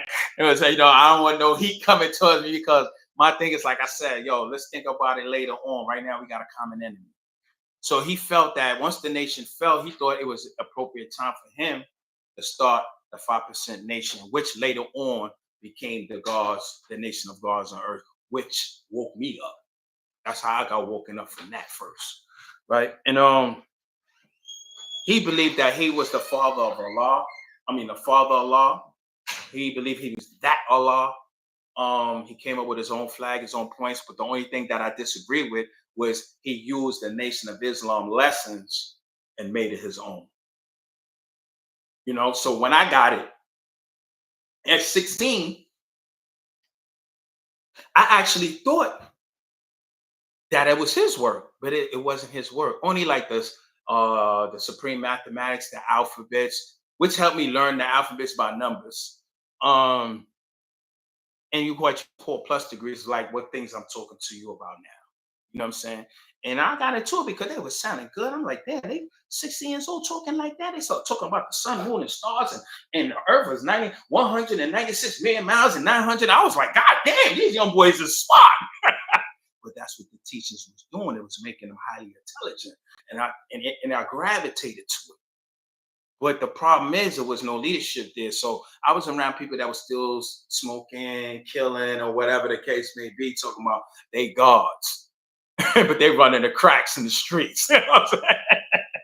So later on, I got more mature and I got into the education with the Nation of Islam. But now, excuse me.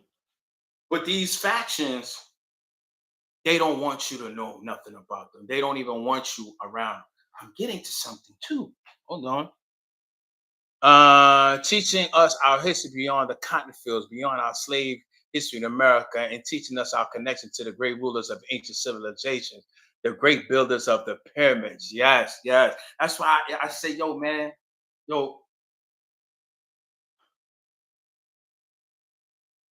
I wish people would stop saying, we was here with the Indians. Although I do say it too sometimes, but they made it seem like that's the beginning. Because John Hanson, the first Black American president, he was a Moor.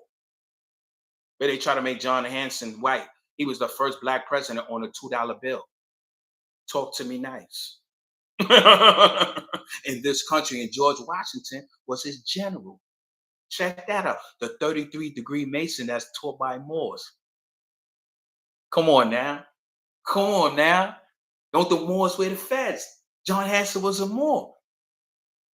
George Washington is a 33-degree Mason. You understand? Thomas Jefferson, 33-degree Mason. They know the true and living God. So, I want to show you something too. So, and as far as the Nation of Gods on Earth, that brother Clarence, he was doing his thing. A lot of people say, he left. They called him Puddin', and he left the Nation of Islam, started the 5% Nation, and he was doing this. I don't care about none of that. So what? He was smoking weed, cigarettes, and drinking. He got the youth attention to listen to him. They started to do for self. He got them so together to the point that he got killed. Somehow, some way, mysteriously, somebody was driving around the corner, and there he was, and they leaned out the window and shot him 7 times and killed him. Assassination. Wow, who did that? I wonder. Sounds familiar to you? I know it wasn't no street gangbanger, because he had Harlem and smash. Then the whole Harlem was gods and herbs. He was like God out there. As a matter of fact, he was doing things with the mayor at that time out there. That's how powerful he was. You see what I'm saying? That's how powerful he was. They got rid of him. That's a hell of a thing, man. That's a hell of a thing. So this is why they don't want us to get into that. Now you got these dudes, because I'm getting to something called the Ashkenazi Jews. Right? But like I said, the scriptures, right, tell us that the West will become the East, and the East will become the West, and the tail will become the head, and the head will become the tail. The scripture said that we was in slavery in Egypt for 400 years, right? Y'all remember that, right? Okay. Well, we know it ain't Africa. We wasn't in slavery in Africa, right? We know that. So where was we in slavery for 400 years that has pyramids? I'm trying to figure out where. I want y'all to know. I don't know if y'all see this. Let me know if y'all see this on the screen.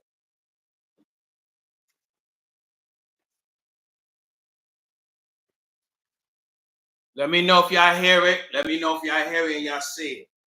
If not, I'm gonna have to go through my phone.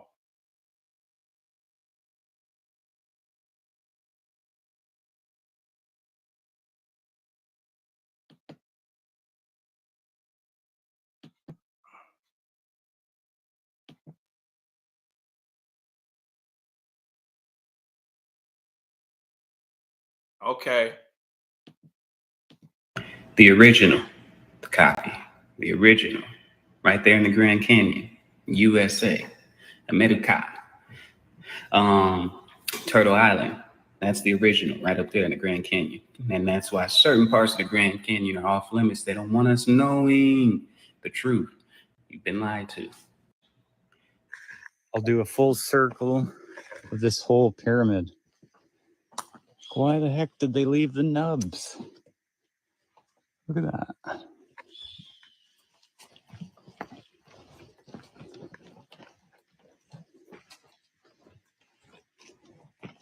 Most of the pyramid is still under dirt.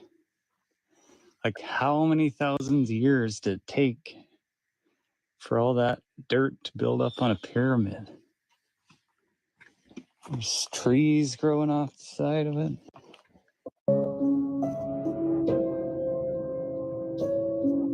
Now look at that.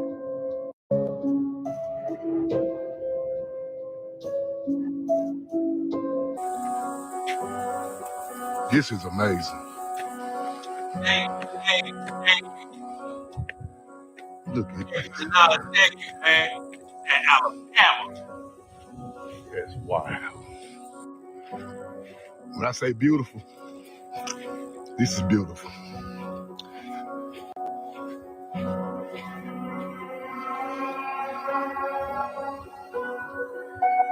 All seeing that.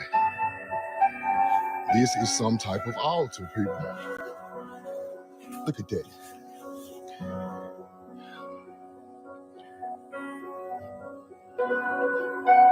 That's crazy. Roll the corn. They do like this 30 times. Beautiful. Come on now. This man got to be 80 feet in the air, people. Look at that. Time for a road trip. Okay. That's crazy. Hey, boy, crazy. Pyramid, people. You don't understand how big this is. That's crazy.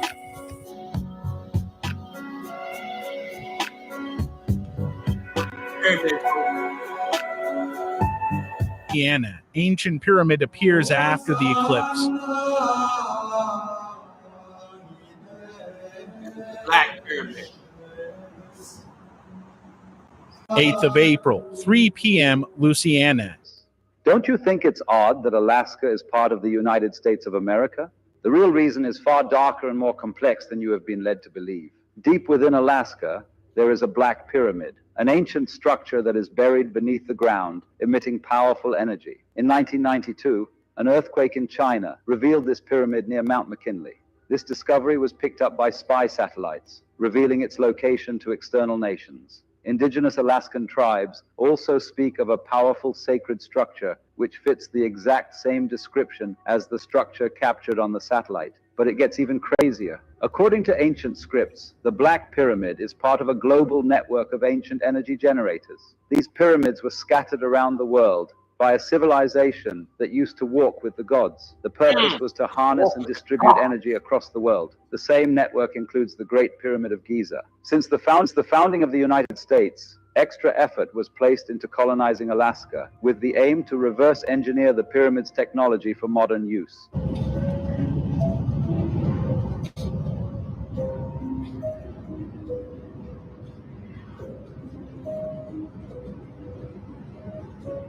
That's a pyramid. In Texas.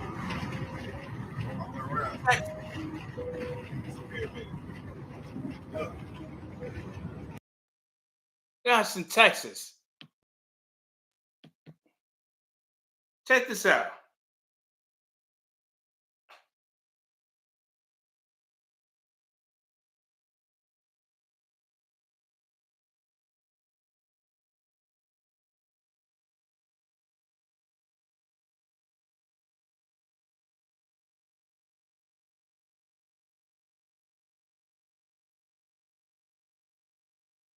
Y'all all right out there?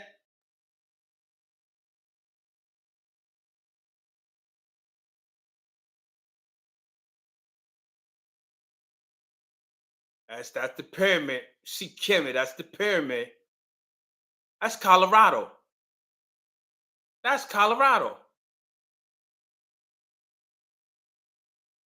Oh man, look. So in Exodus, when they said that they were slaves there in Egypt, I had to ask myself when. Because you know these Jews over here, they swear they the original Jews. They'd have been fighting you tooth and nail. They talk about Hitler all day, every day. They would have been talking about that. They don't say nothing about that scripture ever. Ever. Why is that? Because you're gonna start doing research. Hit that like button, hit that subscribe button, please. Hit that like button, hit that share button. This is very powerful, and I'm gonna talk to you today. Oh, I got more to give. Oh man, it's gonna get real crazy in a minute. So as I said, Abraham in the Bible said that God told him that your descendants, this is in Genesis 15. Check it out. They never read it in church. I wonder why.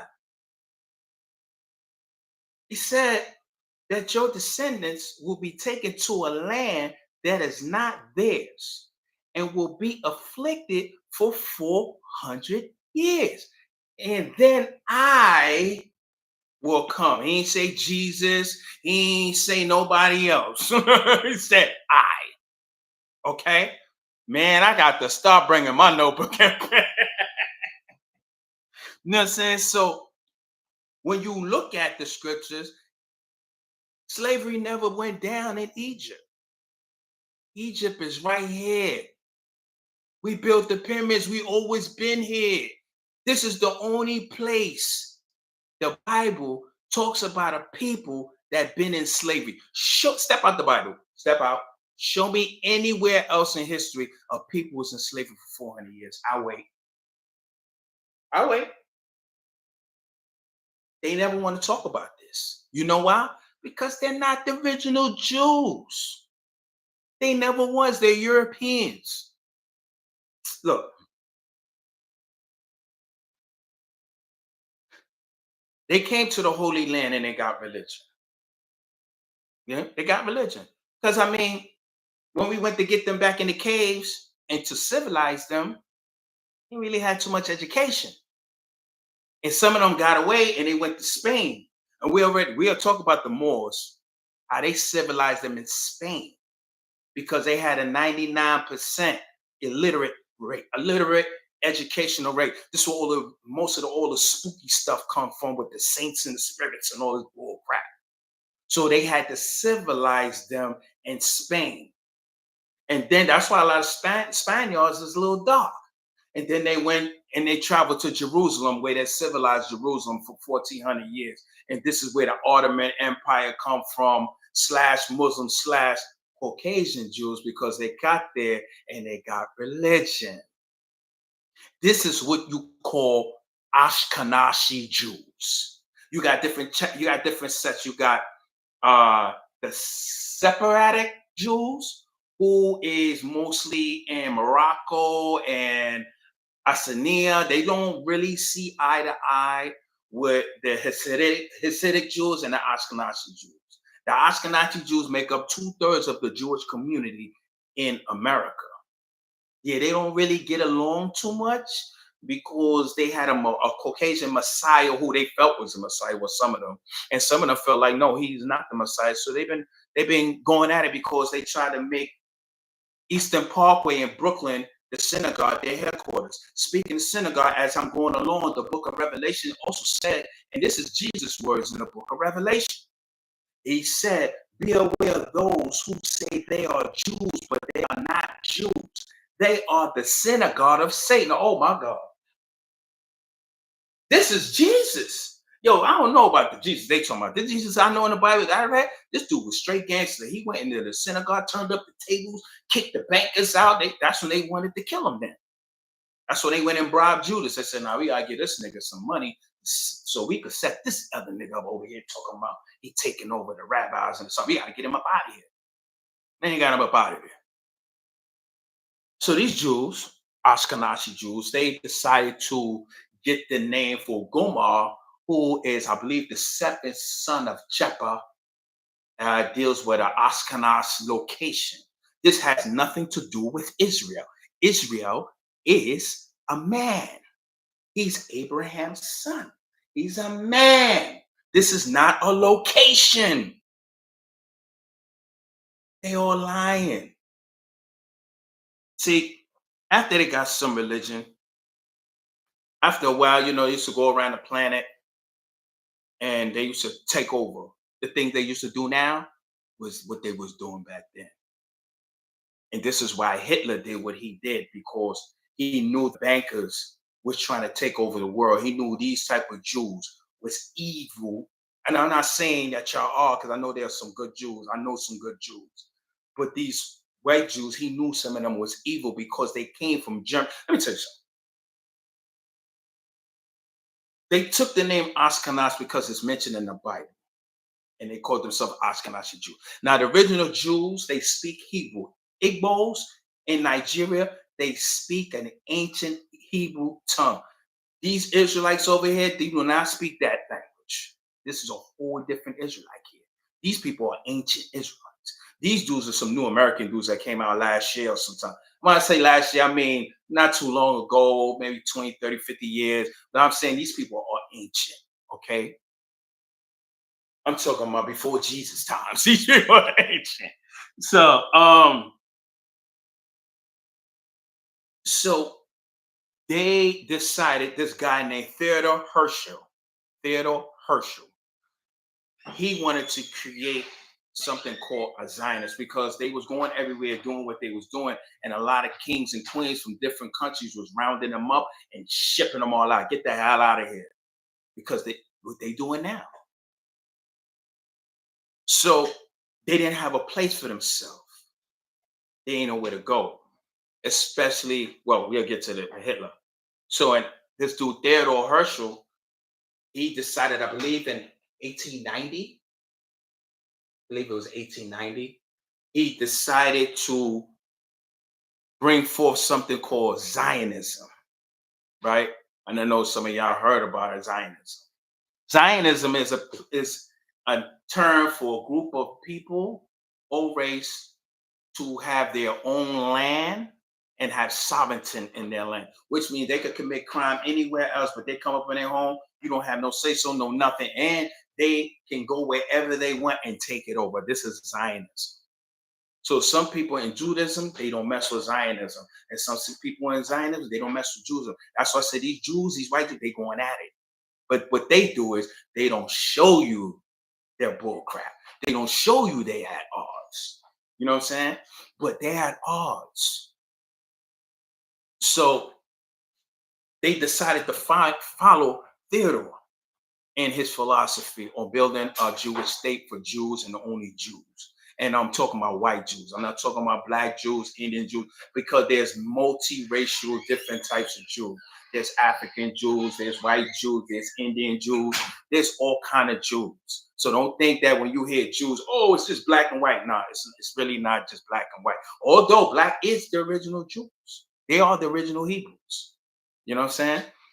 So these Ashkenazi Jews, they started their bank. Of course, they started banks with the Rothschilds. Rothschild started the bank. He's a Jew. And he had a bank in Germany, which they wanted to put someone in power, and they wanted to put Hitler in power. But prior to that, these Jews, they decided with Theodor Herzl to start their own Jewish nation. So what they did was they wanted to create a language from black people, because the land that they really wanted was either Kenya or Uganda, because Israelites, Hebrew originally started in Africa. They have to make it look good. You can't say started in Europe. So they had to say, yo, we got to get over there.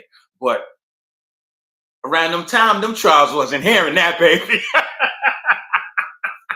Hit that like button, hit that like button, hit that like button, hit that share button. Them Jews ain't like that, baby. Them Jews over there wasn't trying to hear that. They was where, come where? Yeah, you come over here if you want to. That's why they left slavery alone in Africa, because after a while they said, look, these blacks over here, man, they not giving up. So they decided that with other political parties and manipulation, they needed a place for themselves. But they still tried to look. So after they put Hitler in power, and Hitler flipped on them, because the Jews put Hitler in power. See how Malcolm said it? Chickens came home to roost. They put Hitler in power. You know what I'm saying? Because they thought they was going to take over Germany and take over Russia. But Hitler had another plan for their ass. And that's why he did what he did, because he knew they was going to do what they did around the world. And he didn't want them to take Germany. That's why. So after they got him out of office, after they say allegedly committed suicide or whatever the case may be, I really don't care, because that's the European beef. I ain't got nothing to do with that. It's not my business. You know what I'm saying? So they decided they needed a land after what they did, because the Jews that was a part of, especially their bankers, they knew they was a part. They said, we got to give them something. See, when you have power, you can get reparations. See, they got the banks. They got say-so. They could dictate to any country what they want. That's how you get reparations. Not holding up signs and getting on YouTube and Instagram talking about you this and you want reparations. It don't go down like that. You got to have power. So they gave them a little spot in in Palestine. But Palestinians, I know they upset, but Palestine wasn't really yours either. It was the Ottoman empires. It was Muslims there too. Muslims there, black Muslims, Jews been there as well. But the whole country, they didn't have a land. They shared the land. But they want to say, oh, we was over there first. Yeah, shut up. You're European. You was in the caves. So this is why the fight is going on in Israel. They trying to take over Palestine because they want the Jerusalem that Trump in his last term told them that that's their capital. Who was he to say that in 2020? this is the capital. Nigga, this is an ancient base. You know what I'm saying? That's why they were there fighting. So they want to take the entire Israel over as Zionists, so they can have their own country. They don't even want a state no more. They wanted a state. Now they want a whole country. And they're taking it. And the Europeans is helping them because they just sitting back and watching it happen. And right now, yo, man, they got about, I don't know, it looked like the Muslims over there got about like 3 blocks left, man. It's not funny, but yo, they taking it. I saw it's so bad. I saw it on I think it was on YouTube. I saw it on where the little kids was putting their flags or taping it around their territory where they own. And you had the soldiers, of course, they're not gonna harm the kids. They like, yo, stop. And the kids is throwing rocks at them and I said, look at this shit. I'd have shot their little ass. I'm sorry. Call it what you want, because you sending your kids over there to do that. That's why. So I'm gonna send you a message. I know you probably like, come on, slug. Now there ain't no rules in war. Not in their war. That's why they say there's no innocence. That's why when they drop bombs, they dropping on innocence. Because you know what? Your innocence is the one who's voting for you to be in office that I got beef with. So I'm bombing you too. That's how they move. That's how warfare is with countries. Now these European Jews want to run around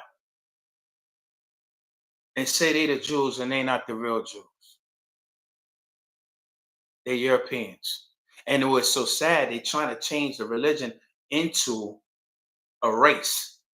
Oh yeah, he's black and he's white, he's Spanish and I'm Jew. No, you're white. That's what I tell them. I'm like, oh, you mean European Jews, right? They go, oh, well, yeah, that's what it is. You ain't gonna confuse me. I got knowledge, so I know exactly who you is. And now they're getting away with all their evil. Remember what I said? Jesus said, be aware of those who say they're Jews, but they are not Jews. But they're the synagogue, not the church, not the mosque, synagogue of Satan. So we're looking for Jews in a country that's running stuff that's actually a synagogue of Satan that calls themselves Zionists. I wonder who that is. Check this out. Y'all all right out there? Y'all good? Got my old man glasses on. Okay. Check this out. I'm coming to you again. Hold on. Cancel this out. Let me put this up. Because what I got here, man, when I saw this, man, I ain't gonna lie, I was just like, yo, these people here is something else, man.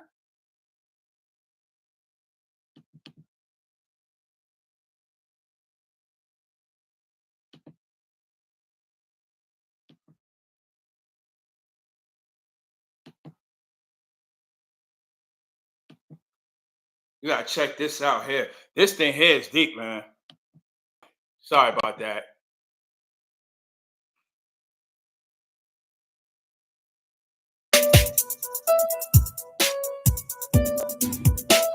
Well, heard the news by now, but just in case you haven't, a sect of Orthodox Jewish folk have been discovered tunneling underground. Hold on. Something happened. Hold on, y'all. All right, you know what? Hold on. Coming to you again. Come on. Hold on. Give me a second. Things happen. Technical difficulty. But I want y'all to see it instead of me telling you, because you got to see how they act. You got to see how they act.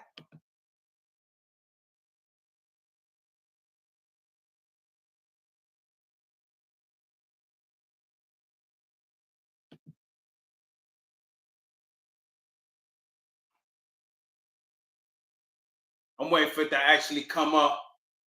Oh, you saw them tunnels was crazy, right? But I want you to hear what he got to say. I was trying to get it up. It's starting to come up now. I want you to hear what they got to say about the tunnels. That is crazy. I don't know. It's like, all right, there you go. All right.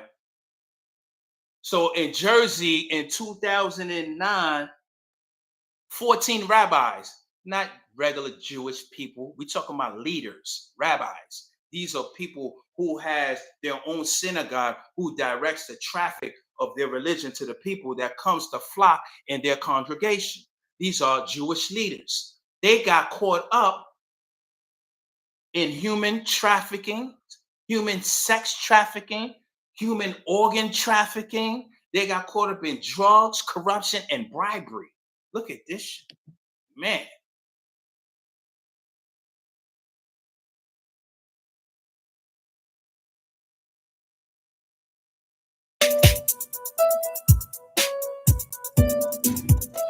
All heard the news by now, but just in case you haven't, a sect of Orthodox Jewish folk have been discovered tunneling underground.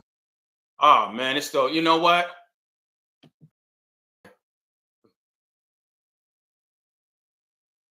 My phone. Sorry about that, y'all. Sorry about that. You know. Yeah, them tunnels is crazy, man. I got a better version. Yo, when I saw this, I was just like, man, are you serious?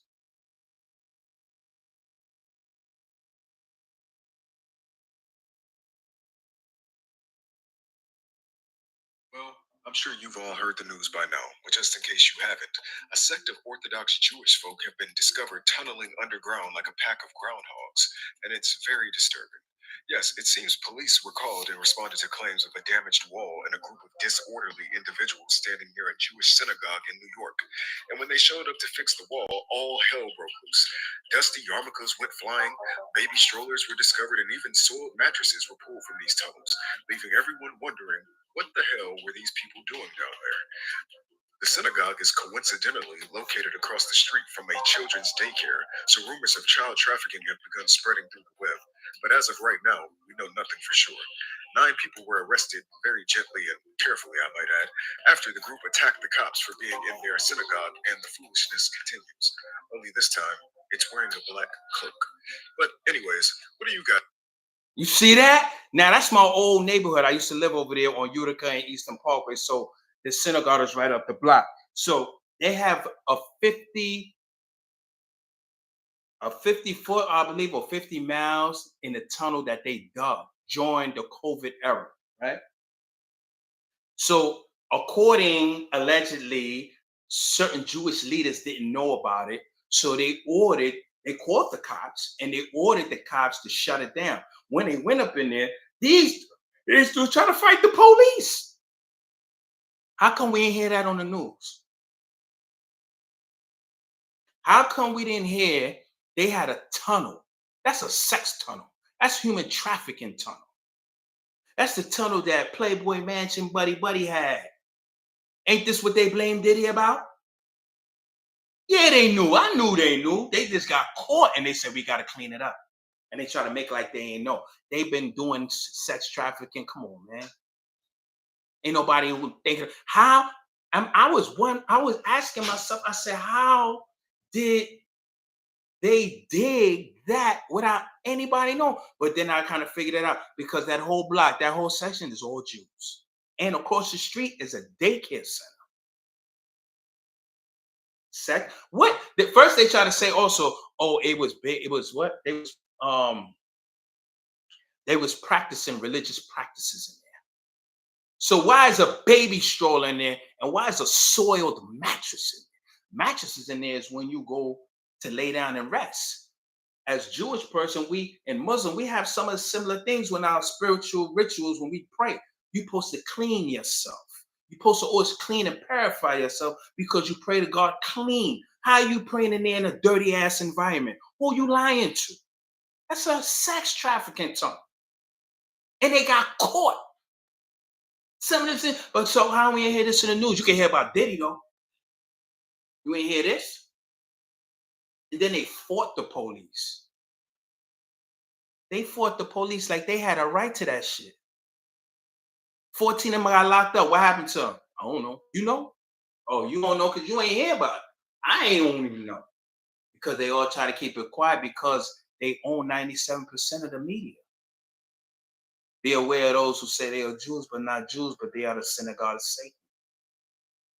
It's in the books. Oh, so this is how they don't want you to know who they is, and this is how they create their own religion. So,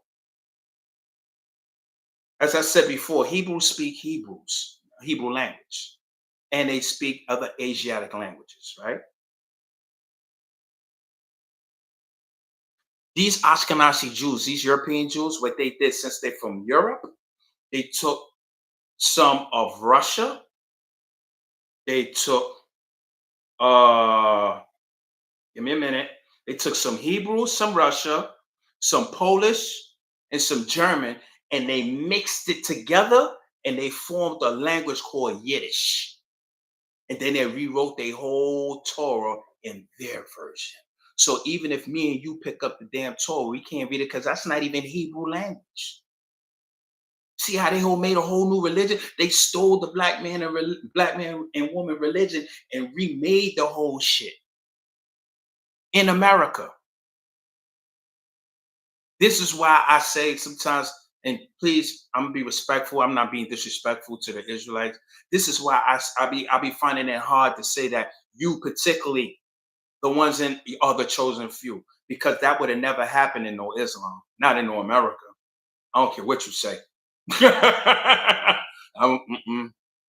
It may not even happen with Christians because you got to get money to get a church. You got to get a loan. So you got to fall under that theology, which means you have to lie. But they got it. They pioneered that really to the point where they're oppressing black people in Israel right now. That's Jews. Yeah, they have a Jewish community over. I didn't know that until I kept doing research. I said, oh shit, we over there too. But we everywhere. We don't have a birth record. We've been in Germany. We've been in Europe. You know what I'm saying? So don't get the thought when you like, yo, the Europeans is just some black white thing. No, we've been over there. Now, when you say Caucasus Mountains, then we know who we talking about. You ain't talking about us, and we ain't never been in no damn mountains. That's them fellas. You know what I'm saying? So this is why they don't want you in these religions. They know who you are.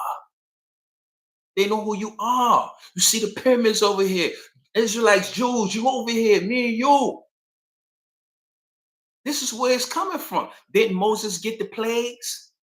You got fires over here.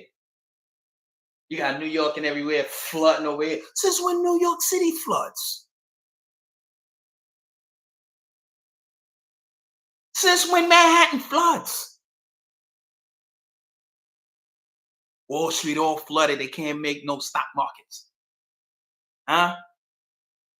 Because if you go back and you pull up your movie and you go look at the 10 Commandments, you'll start to see after Moses won and they keep not listening to Moses over and over and over with different Moseses like in America, then God sends the plagues. How's the food over here? How's the water over here? Can't put the fires out? Oh, it's not raining. Who controls the rain? How's the money over here doing? Looks good to you? Oh, everything going up. It's a lot of plagues, man. The Bible said they have 9 plagues. We waiting on the big finale. Now Trump is off his starting all this garbage and madness. Because I can't wait for the day. I know I'm a suffer too because I'm connected to the system. My family will suffer too. But man, I don't care.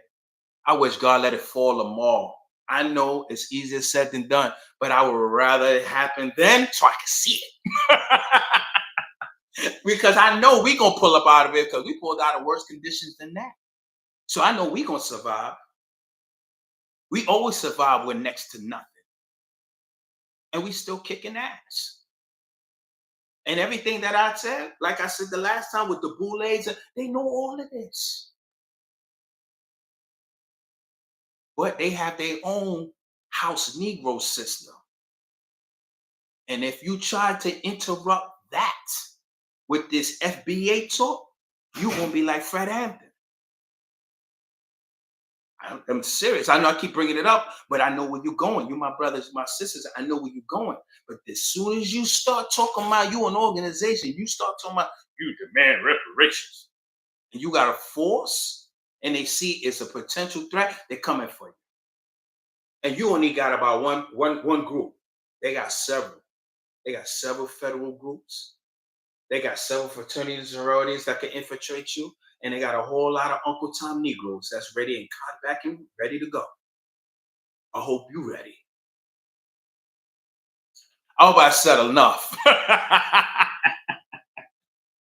hope I said enough, man. I know I've just been talking, going in, but I just want you to see what I see. You know what I'm saying? Don't think that if you join any of these religions that which one is better, because they all argue that I'm more better than this. We all believe in the same God. You just call it a different name. We always practice a religious thing. I mean, the same principles. We fast, we pray, we believe in one God. We take our money, we put it in the kitties or whatever, so we could build. It's the same thing. It's just that my teacher said 6 plus 1 is 7. Yours said 5 plus 2 is 7. Yours said 4 plus 3 is 7. But we all got it different, but we all got there. So stop arguing about who is right and who is wrong and who's a prophet and who's that. You see the enemy arguing about who's the prophet? They know. They said we got one common enemy. Who? The niggas. And they getting more intelligent. What do you mean? This goddamn TikTok. You got to get rid of it.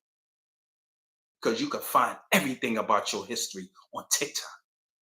Try to do it on YouTube. You can't even find the likes of the principles of the FBA. You probably can't even find them on it. I tried. It was hard. I had to go on TikTok. You can't find it because they don't want you to know. And then you got Google with half truths and half lies. You don't know what to believe. But that's what the devil do. He always makes truths with lies. None he tells is 100% true. He has to mix it with a lie on top of a lie on top of another lie. Because by the time you get it, you're confused. You don't know what's what. That's why all these Christian dominations, they all got different teeth. They don't know what's what. The Catholic service is like I said, a satanic ritual. You got the Pope in the robe with nothing underneath. He butt naked. Then you got his followers playing with little boy buttholes in church with the cross on, and he talking about he's the father for Jesus and he's the Pope and he had direct conversation with God. Shut up! You live in Rome, what you call Italy. You live in Rome. You the guys that are responsible for stealing a religion and killing Jesus. Shut the hell up! I ain't listening to nothing you got to say. Y'all all right? I know y'all probably say, yo, he going hand. Y'all all right? Come on, talk to me, man. What y'all got to say out there? Y'all quiet. Y'all quiet out there. I'm going on y'all podcast. I ain't gonna lie, y'all got to tune in to communicate clearly and a lot going on TV. Yo, them brothers be dropping it, man. I be on there like this. Listen, I was like, yeah, they talking this shit. Yeah. But like I say, this is what I do, man. It's my mission. You know what I'm saying? It's my mission. My mission was to go and to resurrect the 30 to 40 million mentally dead Black people in the Northern Hemisphere. That's my job. So when I get up here and I talk, I don't like to use the word teaching because in the nation we say that. We're like, yeah, I'm up here teaching the people. You know what I'm saying? I'm just up here enlightening.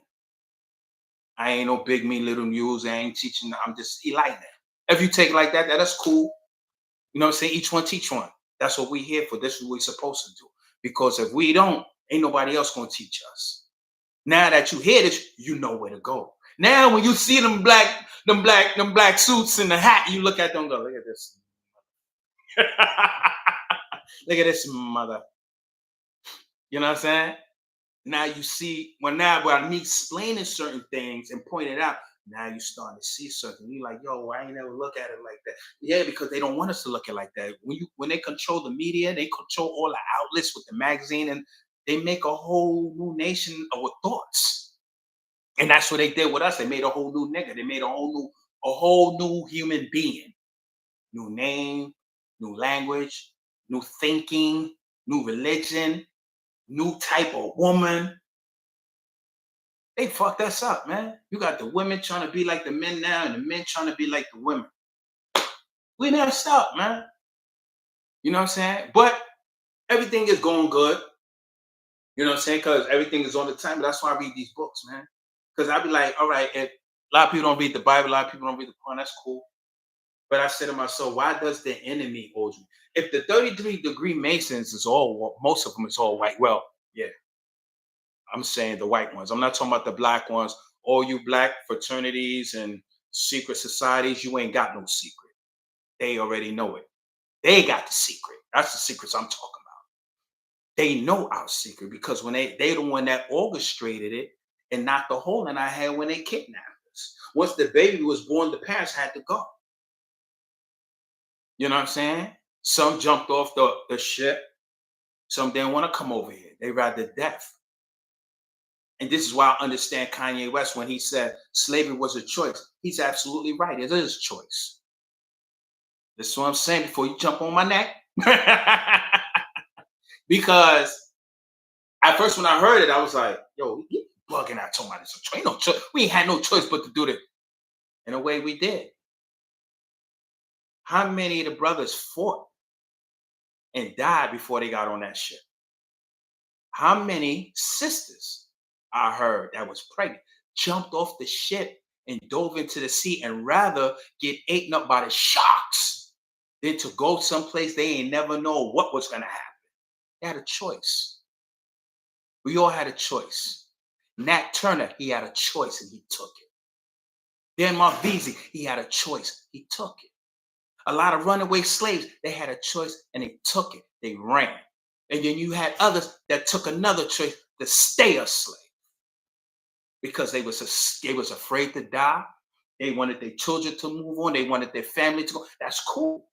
That's your choice. The Indians had a choice. You see what choice they made all right now. You see what choice they made. They was like, just wipe us off the planet. And don't get me wrong, I'm not bigging y'all up like that either, some of you red ones, because some of y'all had us in slavery too for the white man. But now you up there in your reservations and you're acting different now with white Indians. What are you doing? See, we still messed up. How do white people become Indians? Well, I guess the same way they became Muslims. And it's like, Jews, right? Yeah, I'm assuming so, you know what I mean? So, what else, man? I got to say, man. I know I hit y'all too much, a lot with the religious thing today, but I really wanted to enlighten y'all about it because a lot of us was raised in a Christian household, a religious household. You know what I'm saying? So I just wanted to bring that truth to y'all because all of us can relate to some sort of religious body, especially the ones that we always see. You know what I mean? The Israelites, you brothers out there, man, y'all gotta do a little better, especially with communicating with our people. You know what I'm saying? I try to communicate with y'all sometimes just to have a level conversation, but y'all like to just throw y'all religion in our face. Like, I dig it, but you don't have to pound me in the face with it. Like every time I talk to you, it's right here. You know what I'm saying? Another thing, like I said, you got to know how to communicate. We learning. They never said interrupt the teacher while learning. Love the concept, brother. Thank you. Communicate. Thank you, man. What I was gonna say, oh man, it slipped my mind. Hopefully they get back to me. I've been on here 2.5. Oh my God. Shit. Man, there we go. Let me hurry up and close this out. So after this in the future, you run into one more thing. That's what I was gonna say. I gotta remember. Israelites, you gotta know how to talk to your people. When I was in the nation, they give us instructions that is called tactics to reach our people because we are mentally dead and we have a short attention span. We need to grab each other's attention. So I will use certain things to grab your attention. What you like? You like 50? Oh, you like the drum music? I like that too. What's up? Let's talk about it. And then we could communicate with that, and then I'll slot something righteous in. And then you be like, well, where you get that from? I'm like, yo, you ain't never hear about this dude? Nah, let me tell you about him. Got you. That's called fishing. That's what Jesus did. That's called fishing your people. So we have tactics, not to disrespect you and call you bitch and nigga and all of that. Because I'm saying that because my wife showed me a video of this Israelite brother, and he was talking, screaming on the corner, like in the 60s somewhere, with a microphone and some cardboard boxes. I don't know why they still do it, but they still do that to this day. And then one of the sisters, she said something, and he flew off the handle with her. Said, "Get the hell up out of here, bitch." Whoa. I was shocked. I said, he just called the sister a bitch loud on the microphone. He said, yeah, and I bet you your baby don't even have a father. She had the baby. That turned her off. That angered her. She turned around and she came back. She called them all kinds of motherfuckers and niggas and bitch ass niggas and sucked my ass. And she went ham on him. And I was just like this, like, yo, if I was there, I would have stepped beside her and be like, yo, you come across there. I'm going to handle you. Or y'all going to handle me however it go. But it was just totally disrespectful. Your job is to go get our people. You out there disrespecting our sister, calling her a bitch. What's wrong with you? If somebody trying to talk to you while you talking, don't talk over them on the microphone. I see that because sometimes I want to speak to y'all just to say, oh, my peoples, yo, let me communicate. And y'all go over me on the microphone. And then y'all want to stick a proverb in my face. Get out of here, man. I don't want to hear that. Especially if you wasn't on the front line during the civil rights movement at times with the Nation of Islam and the Moors and all that. In this country, I don't see you nowhere. I don't see you in no content. I'm not shitting on you, but I'm just saying I don't see you. So for you to have that type of communication towards our people, when you're trying to reach our people, you ain't gonna never get us like that. We ain't gonna never want to listen to you like that. And I'm pretty sure you said that to the sister because you know who to say to. Because you'd have said that to one of them little drill little youths out there, they'd have gunned you down on that corner. You know what I'm saying? And I'm just saying that because we got to be careful how we speak to people. You know what I'm saying? So let me see. I touched upon everything out there. Y'all all right? Y'all all right? I ain't had no real interruptions today, on the microphone and anything. I got that awesome. No headphones today. We're gonna go straight up. I want no interruptions. You know what I mean? So all right, again, I'm gonna say this time 5 minutes. And I'm gonna be going. All right. So anybody got something to say, let me know. All right. Look. You're gonna have a period black like the damn streets. You're gonna be a crazier than say out your mind. And this is the cross of the Christian church. Listen, man, she came up here and put some money in the bucket, then said, what give me back my goddamn money. We ain't care about money, man. Money might drive you, but it ain't gonna drive us. That's right. And your mouth is why your baby don't got no daddy. That man done left you, and you're running the streets like a stray dog. That mouth is why that man left you dumb behind. Because you're running your mouth like a goddamn dog. You're like Dino from Flintstones. That's you. Wow. That's you. You foolish and clamorous woman. Give me that first. Go ahead. And then you want to read the verse from the Bible. A foolish woman is clamorous. She is clamorous. You know what clamorous means? Loving to run her damn mouth and saying nothing. Loving to run her mouth and saying nothing. That's so nothing. Loving to run her mouth and saying nothing. A foolish woman is clamorous. Foolish woman is Listen, man, I love from Commanding General Hunter, man. I done seen this demon before. I done seen this damn foolish demon before. Wow. You're endangering a child out here. Where's that child's father? Let me call him so he can come and get full custody. Because you're crazy and you're foolish and you're out your goddamn mind.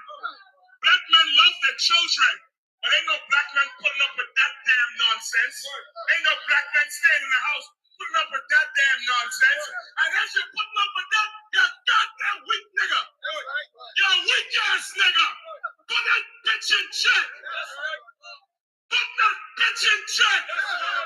That's right. That's what they all look for. Running around the street terrorizing people. I gotta stop.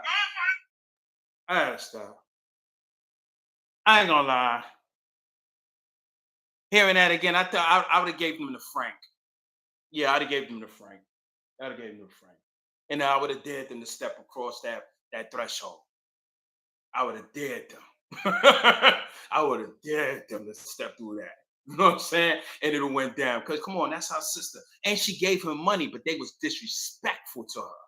And that's why she wanted to take it back.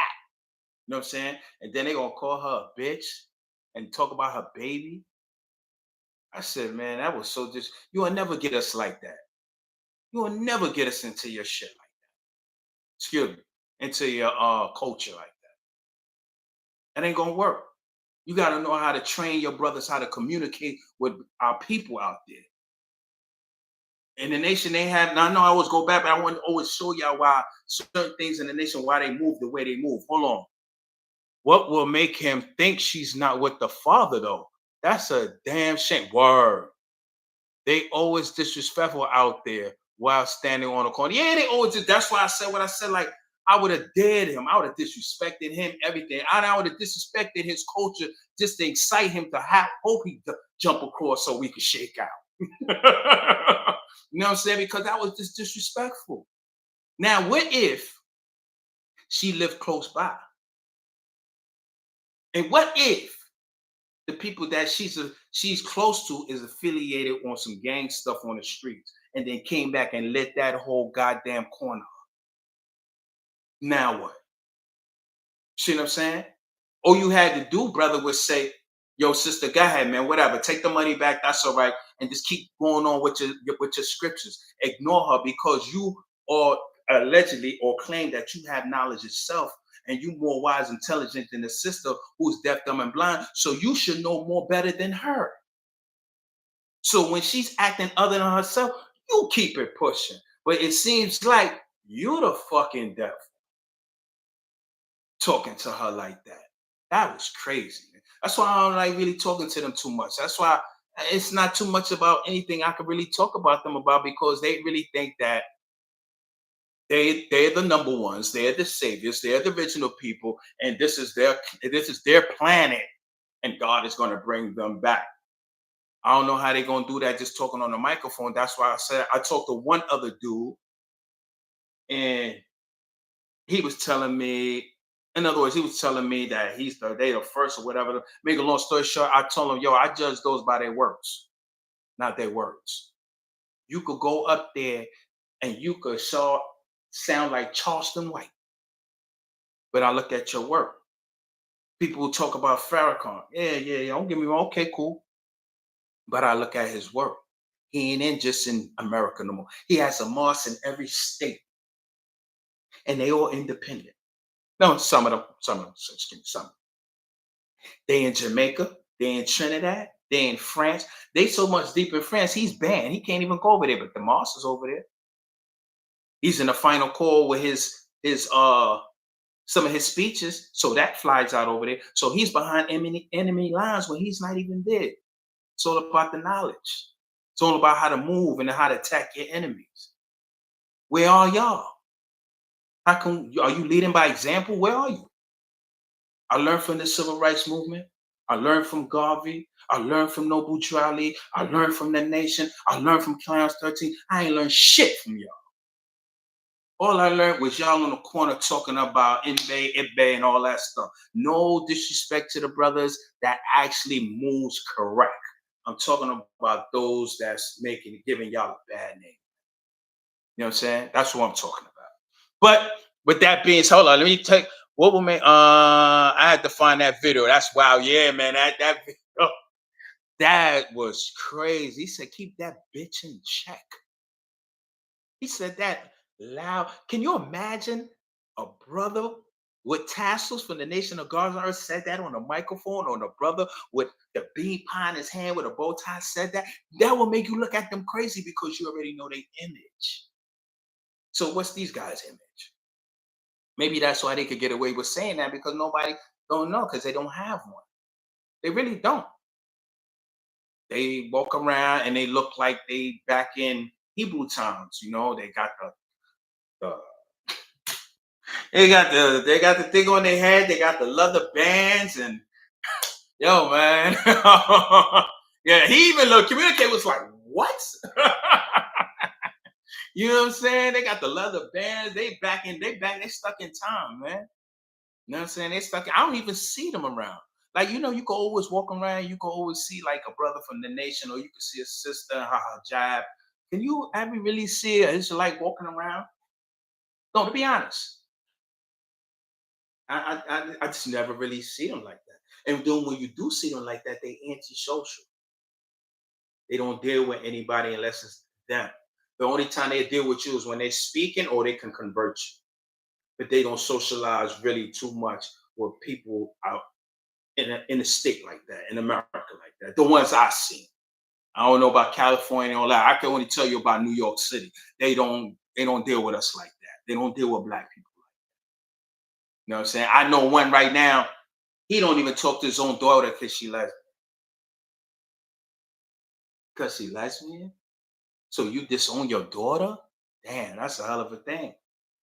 I ain't gonna never disown my children. Even if they mad at me. All right, you mad? You ain't talking to me right now? All right, cool. I still love you. I still ask about you. You ain't gotta talk to me. But to not talk to disown my child, man, get out of here. You crazy. So with that being said, yo, let me get up out of here. I had y'all ear long enough. You know what I'm saying? I'm going to relax, you know what I'm saying? Watch some movies and stuff and just chill. Probably, chill with my wife. The next episode, I got a guest coming in. Her name is Boss Lady. You know what I'm saying? I'm about to be talking about the swinger lifestyle. I know y'all like, oh shit. Yeah, I'm be interviewing somebody in the lifestyle, get y'all some input about it because it's big in New York City. It's big in hip hop. All of them is doing this stuff. So we gonna talk about it. I'm bringing it to the forefront because I don't think too many people from our community actually come up here and talk about it. I don't know, maybe they're ashamed of something. Some of us, we don't like talking about this lifestyle. We rather be hoes in secret and get passed around in secret. You know what I'm saying? So with that being said, yo, God bless y'all. Thank you for listening to me. Thank you for giving me your time. If I offended anyone out there, I do apologize because I know this subject is kind of touchy. You know what I'm saying? And with that being said, I hope you wake up in the morning and God give you another day and more time and more hours of your life with your family. And hopefully y'all get to see me next time. With that being said, peace and blessings. And I hope to see you again later.